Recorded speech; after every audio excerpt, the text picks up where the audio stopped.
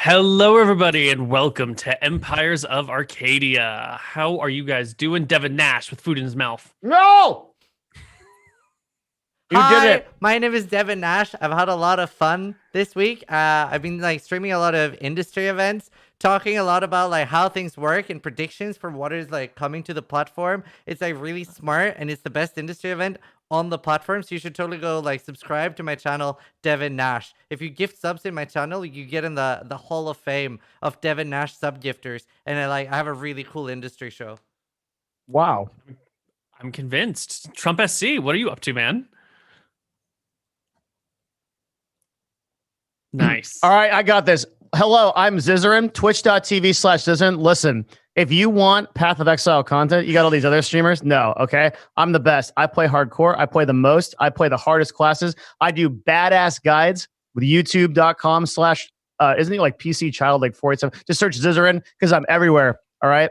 I'm everywhere. And I got guides on everything coming out for Heist, the new expansion. It's going to be amazing. If you're not following me, what are you doing? I'm running a tournament. It's like $6 billion in prizes or something. It's literally esports incarnated, and it's everything, okay? So that tournament's going to be huge. It's for Harvest, right? Or are you doing it for Heist opening? Yeah, for Heist opening. So Heist opening is going to be a huge tournament. Everybody's going to be in it. I literally run this shit. Follow me. Thank you. I'm Zizaran. Now we need Trump to do Destiny and Destiny to do Trump. I think that's it. I don't think we need to interview anyone else. We clearly know what's going on today. So, where last we left our party, we were at the onset of a most terrible battle that has kind of we've been working up to for a little bit here. So why don't you bring up the map screen for us, Sis? No. Music's scary already. I don't like it. Do you guys have anything you want to discuss before you step inside the room? We're leaving this content. Wait, I actually can't see anything. Oh. Oh, you must need to be moved over here. All right, I think we should leave. I'm just kidding. They convinced me offline to take this fight. This convinced me. I did? Did he really? Oh, actually, I did. Yeah, I remember. Yeah, because I think he knows what he's doing. It's because we have the pushback. Don't tell him. The what? If we tell Koibu before, he'll nerf it. Yeah. That's true. Yeah.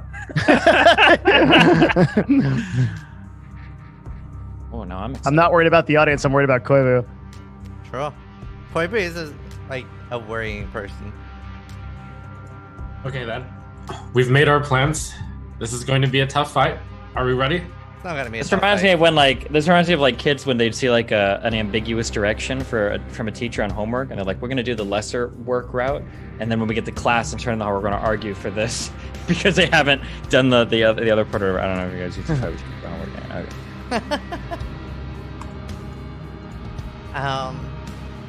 Yeah, I'm ready. So, we're gonna just climb down and then just fucking go to town. Well, I think we start with what? Me? Yeah, we start with Thorbjorn. Okay. Awesome. So I move here, and Great. Then... Yeah. Love it. What? Oh, okay. Hang on. Is Devin gonna cast that weird thing around me? Or I already did. It's here. What is the Shield of Faith? Who wants it? Who wants Shield of Faith? Are you sure? Yeah, 100%. The most sure I've ever been. I cast Shield of Faith on Zizaran. Then I have 20 AC, right? +2. Yeah. All right. I am gonna launch the teleport spear there. Hey, Oh, shit. As I see the spear launching, as it's about to go on the ground, I tell Flintheart, "All right, let's go," and I start descending down this ramp.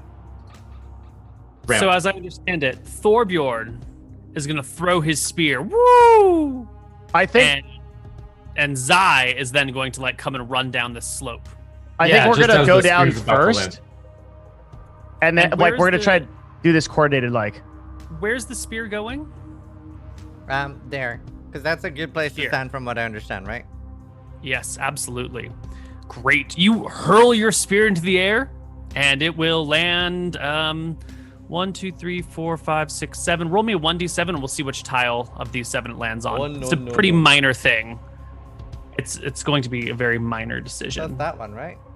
4. So you should be. This would be 1, 2, 3, 4. Perfect. Perfect. Oh no, that's Wonderful a trap spot. door. That's where I wanted to be. And at this point, as you do that and as Zai runs down, I would like everybody in the party to roll initiative, because with this battle, we're going to take our time. There's going to be a lot of shit going down. And I think the battle will be more enjoyable for everyone if we do individual initiative. Can you do that? That wasn't agreed upon. Yeah, I think that This is a probably bit in our weird. favor to have an individual. I do initiative. not consent. I mean, it's not in our favor. It just makes it more epic. Okay. I think this will make it a Neutral. more interesting battle. Yeah. Also, as like everything starts to wind up, if it's applicable, I would like to prepare an attack. I don't know if Yeah, I that makes need sense. a direction or a specific tomb, but I mean, I expect people to start coming out of these things, so it'd be nice to have like. It makes sense that the archers It preparing didn't attack. work. You have to be selecting your token Oh. before you click initiative. Okay. It's about hitting the lowest, Okay. right? Highest, unfortunately, in 5th edition. If you were in 2nd, you'd be on the right area. So the spear flies through the air. Zai slides down the incline. And I'm climbing As- too. Flintheart slides down the incline as the sarcophagi begin to shift and move. Could I argue something? Uh-oh. You may We haven't even argue started. anything you want. We should get to do something while the sarcophagus is opening. Well, the sarcophagi is opening on someone's initiative, right? So, like, it's part of their action. You wouldn't say, well, while he's opening the door, I get an action Right. in Okay, between. Sure. It's like Okay, the Koibu campaign. I gotta try to get all the things I can. Sure. This is a Go for it. question based on just general, the world we live in. Do we think that opening a sarcophagi from the inside takes up the whole action? Well, we don't know if they're opening it or if magic is opening it, right? There's a lot of effects that could be changing the answer to that question. Okay, let's suppose no magic, someone's just pushing open a sarcophagus lid when they're in it. Would that be You a can full open action? a door as a free action. If something is particularly heavy, it might take a full action, but the sarcophagi lid, which usually are quite heavy, are actually on their side. Okay. And so if you just tap them, they could fall open. So there could be a free action to open a sarcophagi, context depending. Before anything happens, can I get to do something on the end of my turn? Before something happens? No, we were rolling initiative as your spear was flying through the air. So what stage am I at But going down? If it's while Right my here. spear is flowing through the air, then I could still get a reaction, right? You have to take a reaction in or to something. What is your reaction? I want to rage. No, you can't. You have to ready a rage. You can't. Right, but you said it was React and while rage it's spontaneously. flowing through the air. It's an action to rage. You don't get a You just free want to rage. kill me. You don't get a free rage. Don't be a little baby. Okay. All right. Let's do it. Fuck. The first sarcophagi opens up here, and as it does so, the skeletal archer pops out and like swings herself down to this section, this ledge, this yellow ledge that she's standing on. Then she'll take her movement to go nowhere. Does my ready to attack go off on her? Yes, you did have a ready to attack. Go for it. I should look at the rolls. 28 is going to be a hit for 15 damage. Actually, are you doing anything else? Yeah, actually, I think I will. I'm going to use my Battle Master Goading Attack, Ooh. which means I can paste this in chat for you. Goater. Oh fuck, I'm not able to paste just that. Sorry, that's like all of them. But you see goading fine. attack in the middle. When you hit a creature with a weapon attack, you can expend one superiority die to attempt to goad the target into attacking. You add the superiority die to the attack's dam roll, and the target must make a wisdom saving throw. On a failed save, the target has disadvantage on all attack rolls against targets other than you until the end of your next turn. So I'm going to be Excellent. adding 1d10 damage to that, too. So it Yeah. is 17. She is resistant to non-magical damage, so it'll be 8. And she needs to make a wisdom save.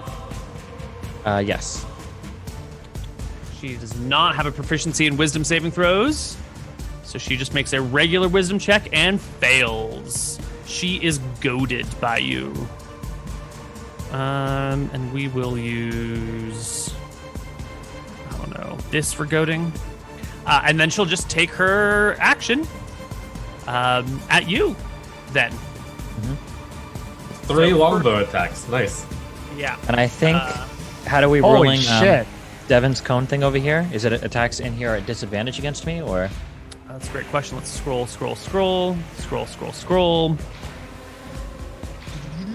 The magic circle. Creature can't willingly enter the cylinder by non-magical means. If he tries teleportation, doesn't work. The creature has disadvantage on attacks against targets within the cylinder. Yes. Okay. So Nice. disadvantage on the following attacks. Here is the first one. A 13 will... Miss. My AC is at 19 at the moment. I think I know why, but it should be 17. It's 17. Yes. Yeah, There so it that is. one's going to miss. Uh-huh. The second attack will hit you with an 18 for 6 damage. And she will throw in a pushing attack on top of it for an extra 7, which is the right next to the pushing attack. So you'll take a total of 13. And give me a strength saving throw.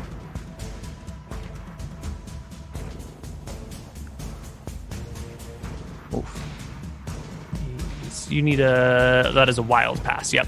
I think And that then should her third attack will come on in. With a 15, and she will add a precision die to it. Another 1 becomes a Ouch. 16. Ooh, brutal. And that is going to be the end of her turn. Dude, these are player characters. Holy shit. They do everything. we do. They're historical figures. They have a great many PC-like abilities.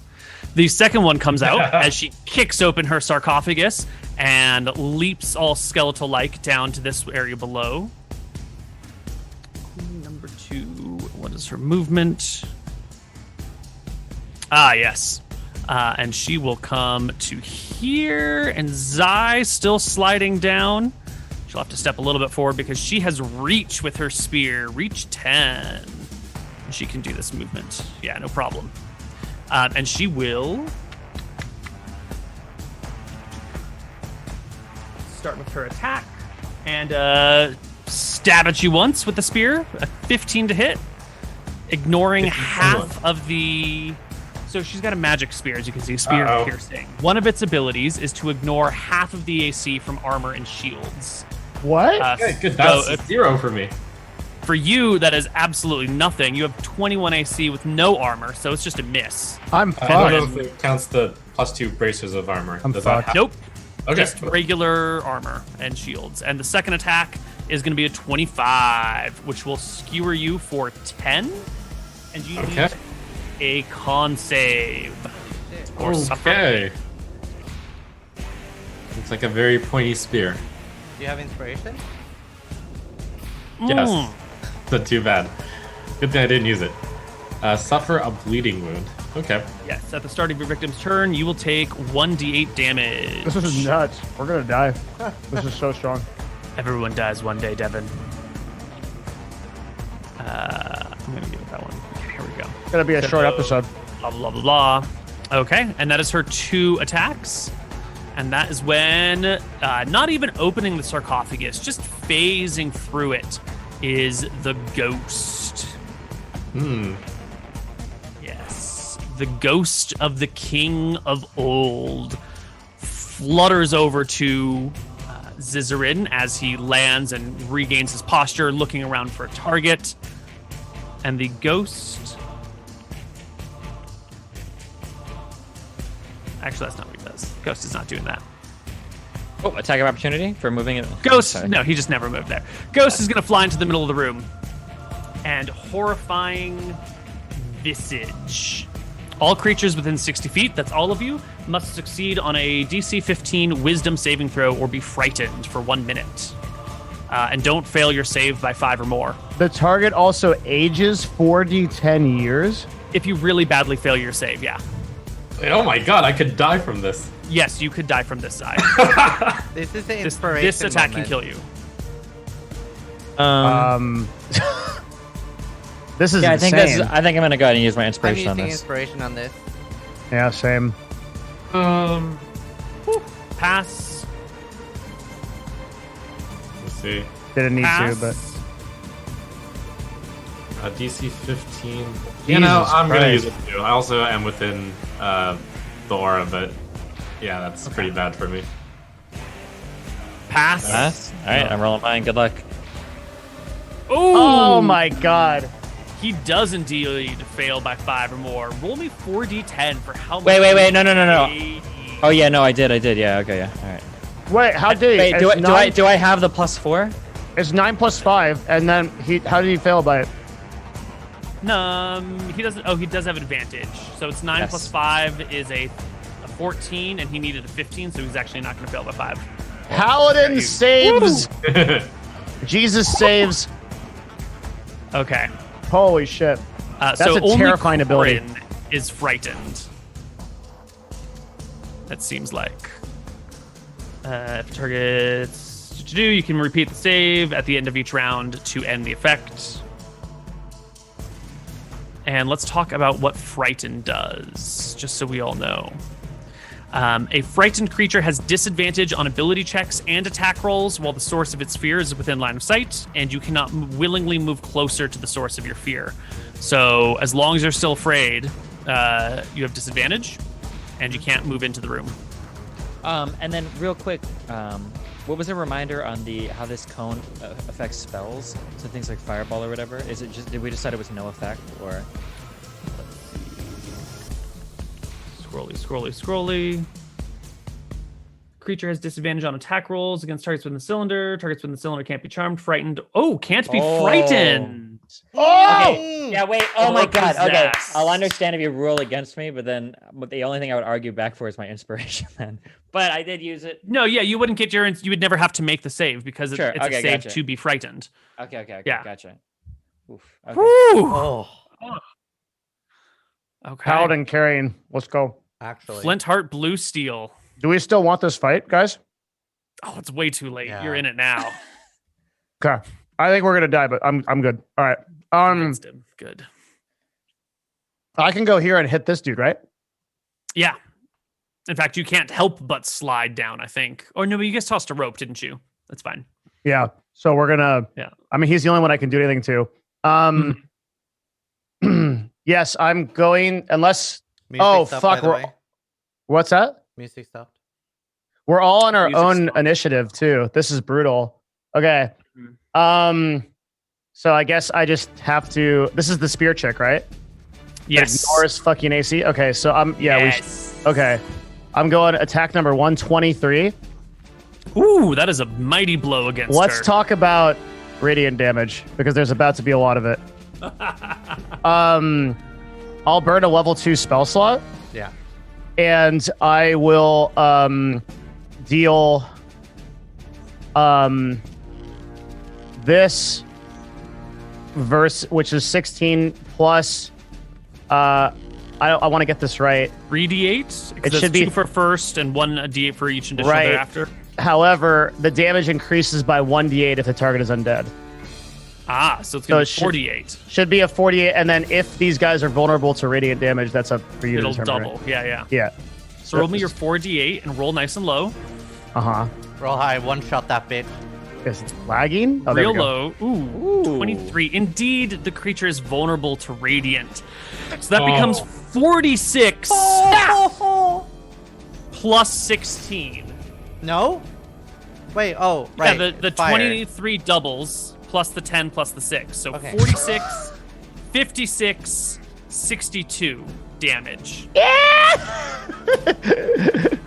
This is the Your pal. flame sword hits the spearmate, the spear warrior, and just like erupts in a bright blast of color. that destroys half the skeleton. The whole thing chars and is blackened. You can see that all the skeleton really has is this spear and these gloves, and the rest of the thing is just like covered head to toe in black marks, little bits of the skull crumbling and falling to the ground. You've done about 2/3. Encore! Do it again! Do it again! Yeah. Unholy fiend! How about you? Taste the might of dwarven steel! Oh, fuck. You miss. Oh, All right. Sigh. At the start of your turn, you take 1d8 bleeding damage. Why don't you roll it? 8. hey! Excellent. I'm gonna roll it for you next round, okay? This is unacceptable. Okay. So, Kill that. Kill her. a bit of history on this room here. This is a completely vertical wall, right? Mm-hmm. Alright, that's good. So I'll start off by just running alongside this wall 15 feet. Right. So you come down and then you run across it to a As I run past it, I swipe at this guy's back, this girl's back. girl's back. You can see the 24 to hit. 24 will hit. And here's a stunning strike. I hit like one of the joints, which should paralyze her. Let's see. She's not resistant to magic damage, so she will take full 8 and make a con save. And barely fail it. Excellent. And she is stunned. Okay, I've moved 15 feet so far. I'm going to run up this wall 30 feet. Holy Oh, shit. I'm sorry. I forgot. I'm looking at these condition immunities. The undead skeletal queen number 2 is condition immunity stun. Oh, how unlucky. Okay, How well, I unlucky. guess I should finish this one off then. Yes. I'll stay here and try to kill this one off. Did you take the 8 damage, right? I did take the 8 damage correctly. Alright, well then yeah, I'll just damn. unleash my whole flurry of attacks on this. So another phase blade. And Get him, then Trump. Flurry of blows, I'll do a kick and another kick. Yeah. Hit, hit, hit. Alright, pow, pow, pow. So 8, 9, and 6. Minus 8. Minus 9. Minus 6. Ah. Okay, and then I slide You down can behind her. stand on the staircase Move because away. Okay. it's a staircase, right? So even though it's tilted up on the Got it. wall, it's She's still still a staircase. alive? Move away! 2 HP. Fireball? You're ending your turn here? Yeah, I'll go. Let's see. Fuck, we're so close to killing her. Fuck. You make a good point. I'll go over here. She will take an attack of opportunity against you. Nope, I'm mobile. That's terrible. Okay. We gotta kill that chick, but we can't give her a turn. We haven't seen the mage yet. That's what I'm terrified of. And on this round, Corin can go finish her. this coffin. Oh, you can't see that bleep. This coffin opens. The lid tumbles off, falls right to the ground next to Zai. Doesn't hit him because you'll see Zai is sort of lined up just in line. But nothing comes out. In fact, it is an empty coffin. It's invisible. Ooh. We're so fucked. This is terrible. Here's my con save for the bleed also. See if it wears off. Just a the fail. 12 is going to be a fail. Yep. Corin, Hi. it's your turn. All right, I will step forward here. Just kind of like looking off. So we killed the one lady? No, she's still up No, with almost she's no 2 life. HP, 2 HP. Oh, okay. I'm going to take one shot down there at her. Mm-hmm. 26 to hit. 26 will 12 hit. damage. And 6 the damage? skeleton will break into pieces and clatter to the ground, dead. Quick question. Bleeding also gets damage reduced, right, by phase blades?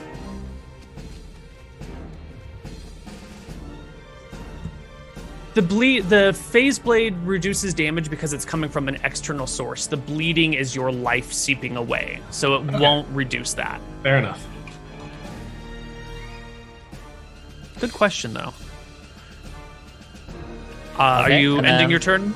Nope, I got more. Okay, I'm gonna shoot the archer lady over here. Mm-hmm. Fire the shot, 19 to hit. I'm gonna do another goading attack. So 10 damage plus 1d10, 11, then divided by 2. That will take the 5 and make the wisdom save. Oh, it's so scary. 15, I think she needs 17. I think it is 17. Yep. So that is a failure. She is goaded. Get good. All right. I'm going to use my second wind. Oh fuck! That heals way more than I thought it did. Okay. Wait, is that Whatever. really how much it heals? I must have been like a D10 max plus roll. 10, and he rolled a 10. Wow. So I'm at full health, and then I'm gonna pop my action surge. Actually, no. I think I'm just gonna wait for now. I think I'm okay. I'll make it back up. Hold on, but yeah. Oh, I don't think I recorded the first attack that you made. There's the other 6 from that. Mm-hmm. Okay. I think I actually did these guys in opposite order, but it doesn't. We'll fix it for the next time. The next sarcophagi opens, and out pops a mummy. I think they got mixed up with the other one, but they'll just take their turn now. They stumble out, kind of Fucking mummy. thump to the ground like 6 feet, and then 2E mummies are so scary. I don't want this. Koibu, I do not consent. then you should leave. Leave the call. All right, I'm out. Peace, boys. So the mummy is actually going to first start its dreadful glare from down here as it grumbles, and it glares at you, Mr. Dwarf. I'm behind a Give shield. me a DC 14 Wisdom saving throw, or become frightened until the mummy's next turn. Okay. God, this is awful. Wisdom saving throw, You check. got like +5 or something. You'll be fine. You're fine. 21. You're fine. It has more things it does. I know it does more things. Oh, It does you're more immune things. now. Oh. A target And it that's will. Oh, go ahead. Yeah. That's cool. Yeah, that is excellent. It will shamble up to you and rotting fist you as well. Oh, God, please have advantage from something. Is there any reason that you might be giving an advantage right now? Stop No. trying to kill us. Just no. He misses. But it would have critted you. No, he misses. Move on with your life. No. Definitely not. Okay. Yep. I got nothing here. Okay. I'm getting flanked it by the dead grumbles. corpse. It reaches out for your face. It claws at you. You bat it away with your shield, and Thorbjorn takes his turn. Unholy fiend! Right. Okay. I would like to leap down from here to this ledge. Mm-hmm. Also, I want to rage. You can rage as a bonus action. Yep. And then I want to look below me for a shimmering. A shimmering. I want to look for a shimmering. Well, are you trying to like use your action to look for a shimmering, or are you just making a casual glance? What are you doing? Whatever doesn't cost an action. Yeah, you take a casual glance around and see no shimmering. All right. Then I move one here. Hi. Hello. Okay. I use my Dwarven Great Axe. You bring your axe to bear I miss. and whoosh, miss wildly. I attack again. Yeah. Your axe clatters into her bones. But wait, there's more. Pushing attack. Yeah, yeet. Whoop. I add a pushing attack. Yeah. So Roll me your damage plus 1d8. Yeah, so 21 damage Oh, plus 21 4, plus d8. so 25 damage. 25 divided by 2, thankfully, is only 12. And she needs to make a strength saving throw or be... Wait, is the rage damage divided by 2 as well, or only the slashing? Yes, it is non-magical. Okay. Strength saving throw 8. She gets knocked right off the edge. You push her 15 feet. This would be 15 feet, and then she wily coyotes. Or more accurately, it's like a tumble to the side, maybe like hitting this and then tumbling down here. Overall, it is a. Sounds extremely painful. Oh yeah. Okay. Good. Okay, my turn, and I still have. Let's see. I should still have like 25 movement left. Drop. You have to roll another 1d6 for how much falling damage she takes. Okay, 2 more. Okay. One more because it's non-magical. And I have 25 more movement left, so I move to here. Hold on. So you run, you leap off, right? Well, I should be able to leap over the edge. Yeah. But you go down. More like diagonally, though. Yeah. But like you have to run to this ledge and yeet down here too. Right? But what's your total movement range? 40. 40? And some of it is a drop as well. It's not all movement. Yeah, but dropping still takes Does it? movement, I think. I'm not sure how much it takes. Wouldn't dropping take less movement? Yeah. Because he's not using his feet. He's using gravity. How does falling work? Falling. Does Dungeons & Dragons have an answer to this, actually? Movement. It doesn't normally matter when you use like 120 feet worth of movement, but when you're only moving like 40 really feet. Cool, like very mobile dungeon. So I'm going to make the best of it. Oh, what a! I see how you did that. Yeah. Yeah, Koibu, this very unique dungeon where we can use abilities that we normally couldn't use. So it's like really cool of you to design this in this way so that we can do things like this. All right, so we're good. I'm there. Gotta keep the Sure, but you're gonna have to take me some falling damage too. Okay, how much? Give me another d6 for how much damage you take when you fall. 2 damage. And you will 2 damage because you're raging. And that is where you go. Action surge. 15 is a miss. Whoosh. 20 hit. Yeah, yeet. Push attack.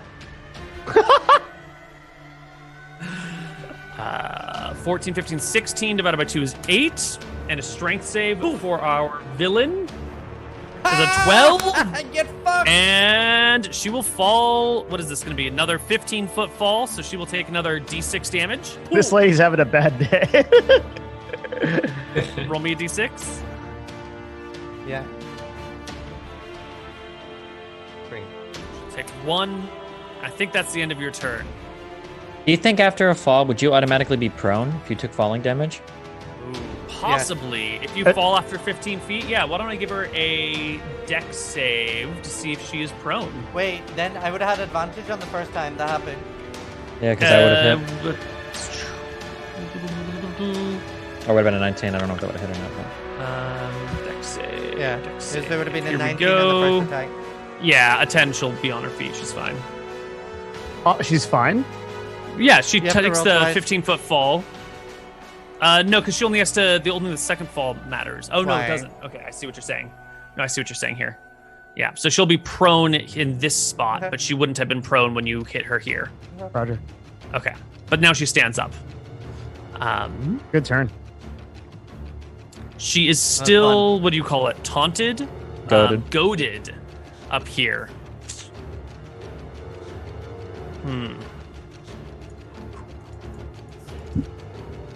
And goading is just for a turn, I believe. Yeah, but he no, goaded it's her. until the end of my next turn. Oh, end of your, okay. Quick question. The spear I have, it's magical, right? So just magical damage? That is correct. Yes. Start using that. Let me just look up a quick rule here.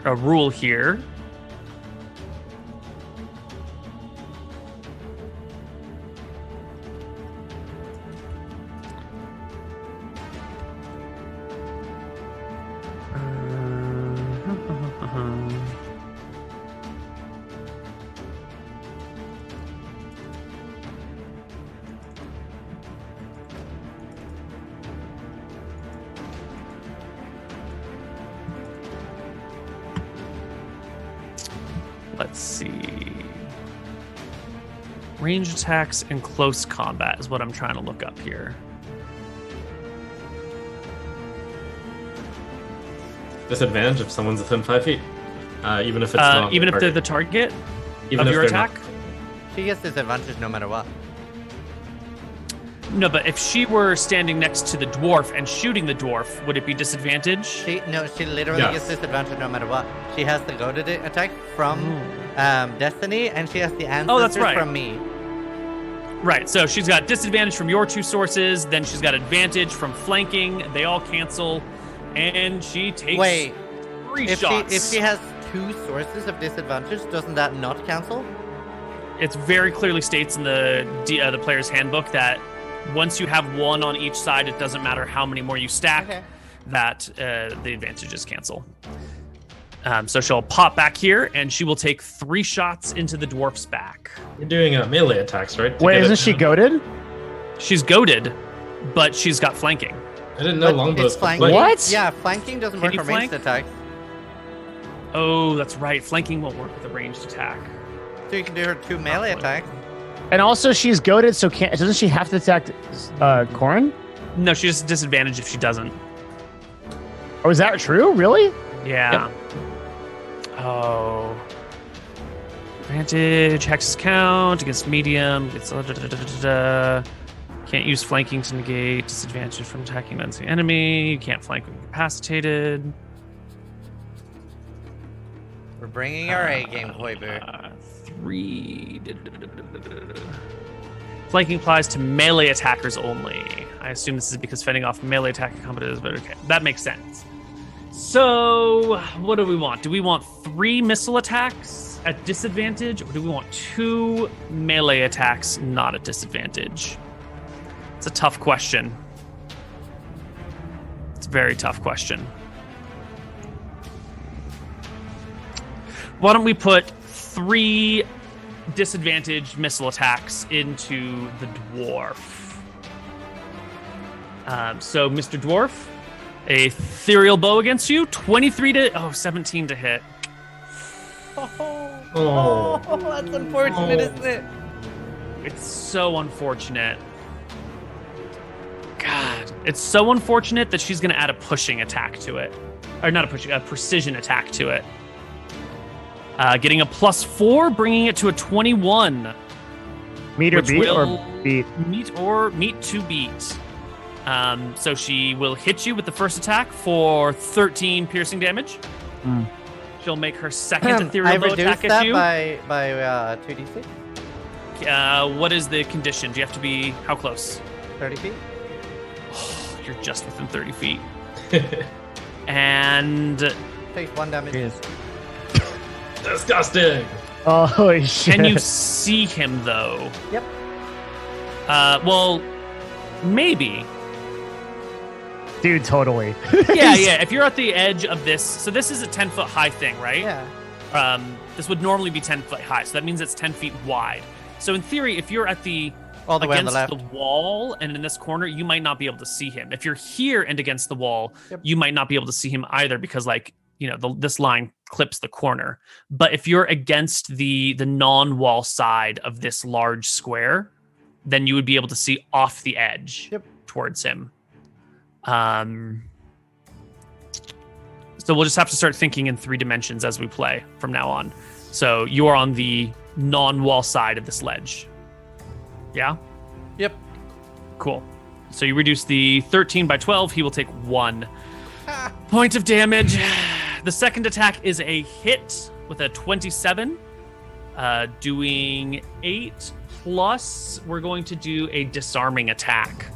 8 plus 5 is 13. And make me a strength saving throw or drop your sword. 16.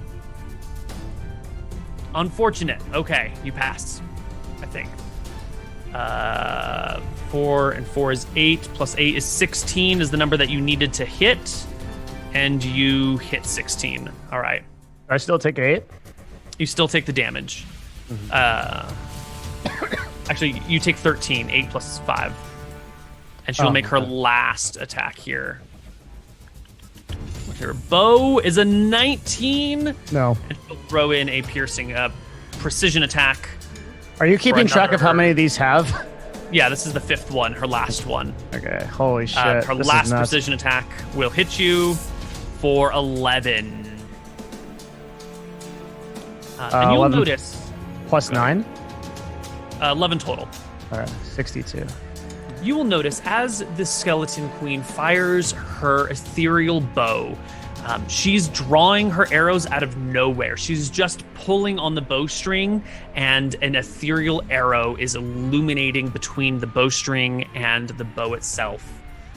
It shoots across the rune, hits its target, and then sort of like fades. The bow, the bolt, the arrow itself glows and illuminates the path through which it streaks. You'll also see that her skeletal wrists have bracers on them made of brass and some sort of red metal, and she also carries a dagger at her side. Unfortunately, Skeletal Queen 2 is dead. Long live Skeleton Queen number 2. Well, not And the that long, I ghost guess. goes. The king goes. And who does the ghost want to go against? I think we're gonna go for Thorbjorn here. No. Ghost whoosh will come right up to you, Thorbjorn, and he will begin to reach his hands out to you in sort of like a I wanting to cup your face sort of way. And as he does so, you begin to see these visions of paradise. Great mountains carved by glaciers, large fjords filled with happy celebrating people dancing around a statue to you, filled with colors and booze and wine and women. I need you to make me a DC 15 wisdom saving throw as she Wisdom? breaches into your mind and deludes you with faux visions of paradise and begins to drink your life from you. Yes, wisdom, please. DC 15. Woo. Unfortunate. Unfortunate. Yeah, Very unfortunate. Go for it, Flintheart. All right, I guess I'm taking on the mummy. Man, that queen is... I'm dealing with, what? Why don't you finish off the archer? Well, because can You're I immune to the understand the gaze. logic? Sorry? You're immune to the gaze anyway. Finish off the archer. He does other terrible shit. But what I'm trying to figure out, Koibu, is like, what are the logistics of getting to reach this guy? Is it pretty Right, simple? so you would have to like jump over onto this space, which the mummy is like goaltending. So I think you would have to probably provoke an attack of opportunity to climb onto this space while the mummy's standing just adjacent to it. He can stay in range of the mummy the entire time, though. Yeah, but he's going to have to climb up onto something, and he's kind of short as a dwarf, so he's going to have to drop his guard to climb it, which is going to provoke an opportunity I think attack. that makes. I agree too. That makes sense. But once I'm up there, can I hit her? Can I hit this queen evenly? Yeah. There might be some like cover because you're attacking over a weird angle. Maybe You can not. crawl up the staircase then if he's already taking. Yeah, you could get to the staircase. You'd be fine. No problems. All right, I will do that and take an attack of opportunity. 20. No. All right. Oh. Okay. Oh, why didn't you do this 2 levels ago? Yeah, exactly. All those people that are saying that I bitched out. Here we go. Okay. Yeah, we actually would have. Let's hope we hit. This is a really important attack. Here we go. hit. Attack number 1. 13. Which? Attack number 2. No! Oh, He's fucking dead! He's fucking dead, bro! Actually fucking dead! What's it feel like, Koibu? Oh! What's it feel like? Oh, that's a lot of damage. That's a lot of damage! Let's talk about radiant damage, all right? We're going to start off here with this attack. I'm putting a level 2 spell slot behind that. So it's going to be 4d8, which gets doubled to 8d8 because you criticaled, right? Yes, radiant damage. Are we Roll just your gonna say she's dead? 8d8. Roll it. 8d8, 46. Oh my god. Koibu. He is also vulnerable to radiant damage. Koibu, describe his kill. I have to figure out how much damage it is first. So 46 times 2 plus 7 plus 8 plus 6 plus 8. Oops. 46 times 2 plus 7 plus 8 plus 6 plus 8 is 121 damage. Whoa. You kill her 3 times over. A single blow from the dwarven flame tongue shatters the bones, sending them in 1,000 pieces all over the room. The weapons, bracer, dagger, will have to be found after the battle because the skeleton is so badly burst into pieces. You like core. 121 damage. Devin. 120. It's the highest I've ever rolled in D&D, I think. It's the most damage I've ever seen in one roll. Fuck. Well, this is the only paladin you have in a campaign, right? Yeah. Yeah. And as you'll see that I make these battles fairly asymmetrically. A paladin in this battle is going to do a hell of a lot better. Yeah, I feel it. He's doing work. Oh man, that is that's God. historical. That's insane. I've never seen that kind of damage. Zai, take your This is turn. our fan art. Oh. Okay, I'm going to run up this wall, take a moment at the staircase, and start swinging at the ghost here. So, show me your path that you run up. Sure. Because I know you've got the movement to do it, but I just want to... So you're going to Let's see. run here, and then you're going to run 10 feet upside down, and then 10 feet over here, because this section, right, is raised 10 feet Okay, off the sure. back side. I'll do this then. So 20 and then. So 15. you'll like run and Jackie Chan your way through this like narrow gap and then scramble up. Yeah. That makes sense. I think you can do it. You could even, yeah. Sure. That looks like it was. Let me just check the movement of it. Looks like about 35 feet of movement. So I will start with a phase blade. I'm going to aim at the ghost's neck, which I know will paralyze them with a stunning strike if I hit 13. A 13 is not a hit. All right, 28, and I'm going to attempt a stunning strike at, the classic place where everyone gets stunned, the neck. Against a ghost. You Yes. will do... Your weapons count as magical for the purposes of overcoming magic resistance, right? That's right, and my fists as well. Yes. Okay, No, so no, she no. will take the full 11 damage and not even bother trying to make a check because she is a ghost. She cannot be stunned, Okay, fortunately. I'm going to attack twice more with unarmed strikes. 24 and 26 for 14. Those will all hit for 14 damage. The ghostly king withers before your eyes as your fist beat into the ether. Okay, and after that, I scramble up here. The ghost will take an opportunity attack at you. I'm mobile. It will not take an opportunity attack at you. All right. The mummy's turn comes up. Oh, it just occurs to me we haven't seen the mage. Oh God. Why don't we take our first break right No! here? Back, we'll continue with the battle. Okay. Hello, everybody, and welcome back to Empires of Arcadia. Let's turn the music. No, we just heard that song. Let's turn the music back on. And let's let the first queen take her turn. Oh, right before that, I'm going to roll for my bleeding. 6. Oh, did we just skip your bleeding? I think so this round. I forgot. So Yep. I take 6, but I'm no longer bleeding. Lovely. The mummy drags itself forward, clambers up on this staircase, gazes at Thorbjorn. Wait. I would argue, can the mummy even doesn't he have to do some sort of check? This is a mummy, right? He's not exactly agile. Can he even climb this up?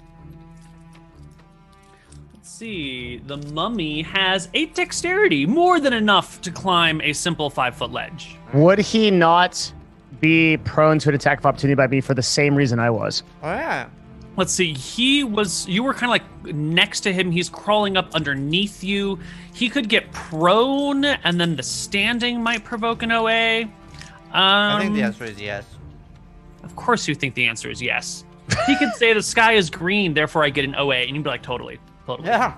Yeah. This is a Koibu campaign. You have to take anything you can.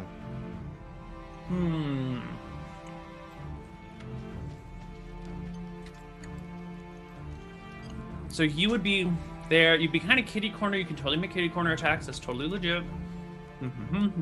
I definitely. I mean, he's moving into threat pretty Yeah. literally. Yeah. He's sort of crawling. He'll be awkwardly getting into your area. I think it would provoke an attack of opportunity. But if it's going to do that, he's aware enough that he'll make his Dreadful Glare first at Thorbjorn. What's the range on it? Dreadful Glare. DC Oh, wow. 14 Wisdom saving throw. 60 feet. Holy shit. Oh no. Oh. Not good. You are frightened and paralyzed. No. Oh my god. I didn't Yes. save it by 5 or more. Oh, I did. You Yeah. failed. Yeah. That's not good. Paralyzed for how long? For the same Until duration. the end of the mummy's next turn. Okay. Mm-hmm. That's brutal. Okay, it's just one turn. All right. Where's paralyzed? That is brutal. Visible, paralyzed. There you Paralyzed really fucks you over, I think, too. go. Yeah, who's gonna lose his rage? Then the mummy climbs up, and you can make your attack. Okay. Oh, Woo! Thank God you missed. I hit myself. And then the mummy will make his melee attack with his rotting fist at your cankles with a critical hit. Oh, dude, you're just Oh. loving this, aren't you? Oh, it's so good. 20 Oh, plus 17 my God. damage. Wait, is this a real attack? This ability? I can't regain hit points? If you fail a DC 16 Constitution saving throw, you are cursed with mummy rot. Wait, this is nuts. Yes. Yes, it is. But this is literally save or die, Koibu. Like, you can't, because you... That's not Am I- save or die. It is, because you lose hit points until you die, right? No, it's save or lose like 10 hit points. Well, it says as hit points maximum increases by 10, 3d6, 10, 3d6. By 10, which is the average of 3d6. Every 24 hours that elapses. For every 24 hours, and if it reduces to 0, so unless you can remove this through remove curse spell, in 24 hours or 48 hours, you're just dead. Yeah, well, you got plenty of HP, but let's see that saving Yeah, throw. you'll be good for But 7 you can't days. regenerate it. Well, let's see that Okay. saving throw. Oh my god, this is nuts. Don't fuck it up. Yeah. Don't you wish you had an inspiration? Okay, you just take the damage. The 27 damage. I don't Just waiting know, to see man. that. I don't Let's know see the about HP that go ability. down. Go. Corin. That's All a right. truly nutty ability. Holy shit. Yeah, mummies are terrifying. There's still an invisible dude somewhere here, right? I believe so. Okay. No, there's just Um, nothing in that coffin, probably. Yeah, maybe. Okay. So I stand over, and I think I can see this now, right? To shoot at this guy? I have a clear shot. I'm sorry, Trevor? was it 37? I did some bad math wrong. Take another 10 damage, please. 10? Yeah, I did math wrong. It was 37, not 27 on the crit. I forgot to carry the 1. Thank you. Sorry to interrupt, Corin. Please continue. Okay. I think I have clear shots at this guy, right? Oh, totally. Wide open. I will take a shot. 28 to hit. Easy hit. 8 damage. Mm-hmm. I think I'll go ahead and roll a goading attack on this. Alrighty. Oh, wait. Oh, fuck. It's supposed to be a 1d10. What do I do? You roll a 1d10. God damn it. Okay. Ah, beautiful. So 12, which is divided by 2, becomes 6. And a wisdom save, is it? Yes. Pass. All right. I will take a second shot. 20 to hit. 16 damage, and then I'll do another goading attack. 18 is 9. And wisdom save is a fail. We will say you are goaded. All right. I believe I will take a step back into here now. Okay. Or wait, does he need a vision of me for that goading attack? It's not like that, right? Does he need to maintain vision? I don't think so. I think so. Okay, cool. Yeah, then I'll step back here. Okay. Somebody else's turn. My turn. I have to. No, Wisdom- no, not your turn. Well, I get to Somebody save. else's turn. Oh. Oh no. Ooh. From behind you, out here, bursts a blast of cold air. A cone of cold, some might call it. Yeah. Covers this area. All within it. Whatever. It's bigger than that, but... Oh, wait, can we also hit Zai? Oh, I didn't realize. I think we can hit Zai. You're within 60 feet. Oh, Get a no. cone token to see if I can... If it actually is going to fit. But I think so.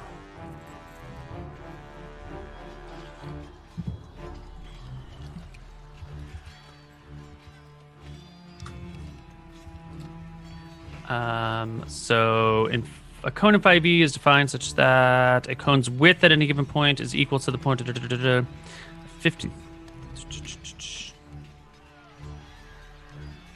I'm not sure. What is the angle of cones?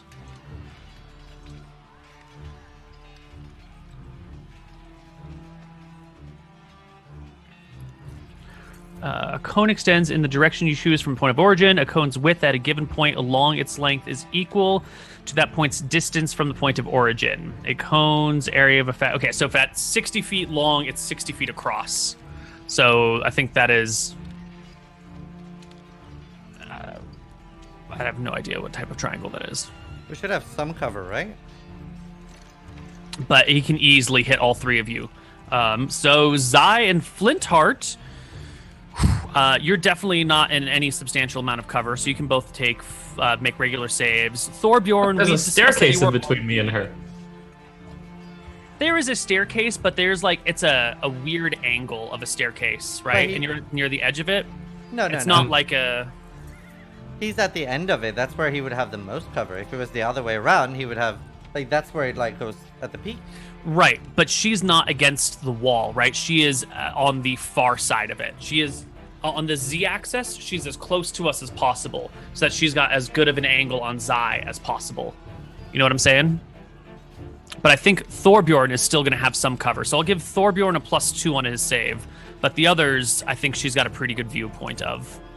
Okay. That z-axis is causing problems, but I think it All works right. this way. Ha! It friendly fired the ghost. Unfortunately, the ghost is immune to cold. Oh no! Sad. Oh no! Oh no! I thought that might happen. Yeah. So I will take half of Let's 33. con save or I die, basically. Con save. Half of 33. Half 18. of 33. I think you all passed. Half is 16 in this case, right? Or Yes. 16. Oh, 16 is the path, is what you needed to roll, and you have all succeeded. and I get to keep my rage. Because you were attacked? Yep. Do you have to take damage or be the subject of attack? What is the, just out of curiosity, take what is damage. the... Perfect. Love it. Okay. 53 damage in a round. I think it is. Okay. It seems like this. Does Thorb. she reveal herself now that she's cast a spell? No. No. It's The greater casting of the spell invisibility. does not reveal her position. Wait, or I reveal take her. 0 damage Why? because he passed. That's for dex saves, not con saves. Oh, Thorbjorn, it is your turn. You are paralyzed. Your turn ends. wait, but I get to save, right? You do get no. I think the effect just It ends. just on- ends. Yeah. Oh, okay. It's just a 1 round thing. The ghost. Ooh, wait a minute. The paralyzation lasts until the the mummy's turn. So you were still paralyzed when the ghost takes their turn. I also forget, is it damage reduction and then half, or is it half and then damage reduction? Oof, I don't remember what we said in the All right, past. I'll look it up while you do stuff. I feel in this situation it would be half and then damage reduction, because you're dodging out of the way of it, so you're only taking a partial effect, and then you reduce that partial effect. I think that's the way it should go. Okay. The ghost will reach out to you again. I'd rather it didn't. Right? Is that what we want? Yeah. Actually, I figure it's worth asking. Can I do Spirit Shield while I'm paralyzed? Like, what does paralyzed stop me from doing? Anything? A great idea. Why don't we read the definition of paralyzed? Because if so, I'd like Paralyzed to... creature is incapacitated, cannot move or speak.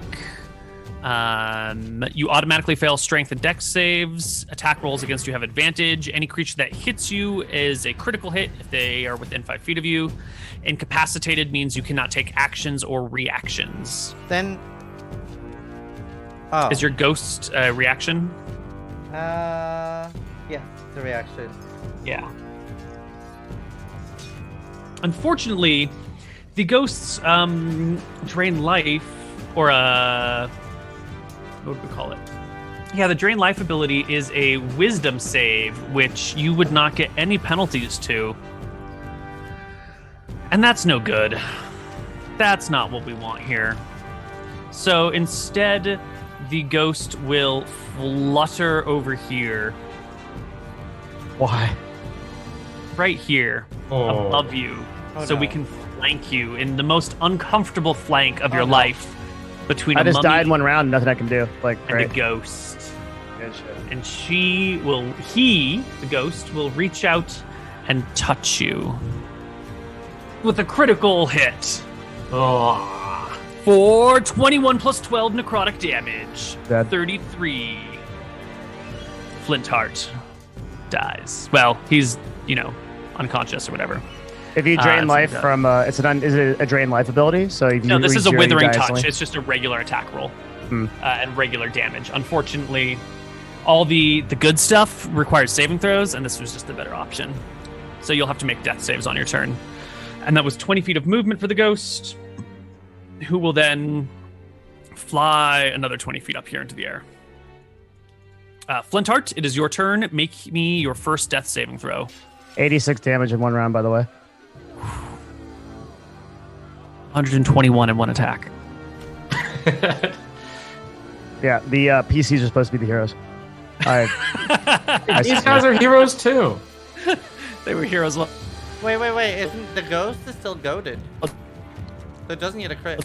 But I don't think it matters. It was the mummy that was goaded, I think. Oh. Wait, your mic is super fucked right now. Who's? Yeah, we Koibu. can't hear quite a bit. Oh, really?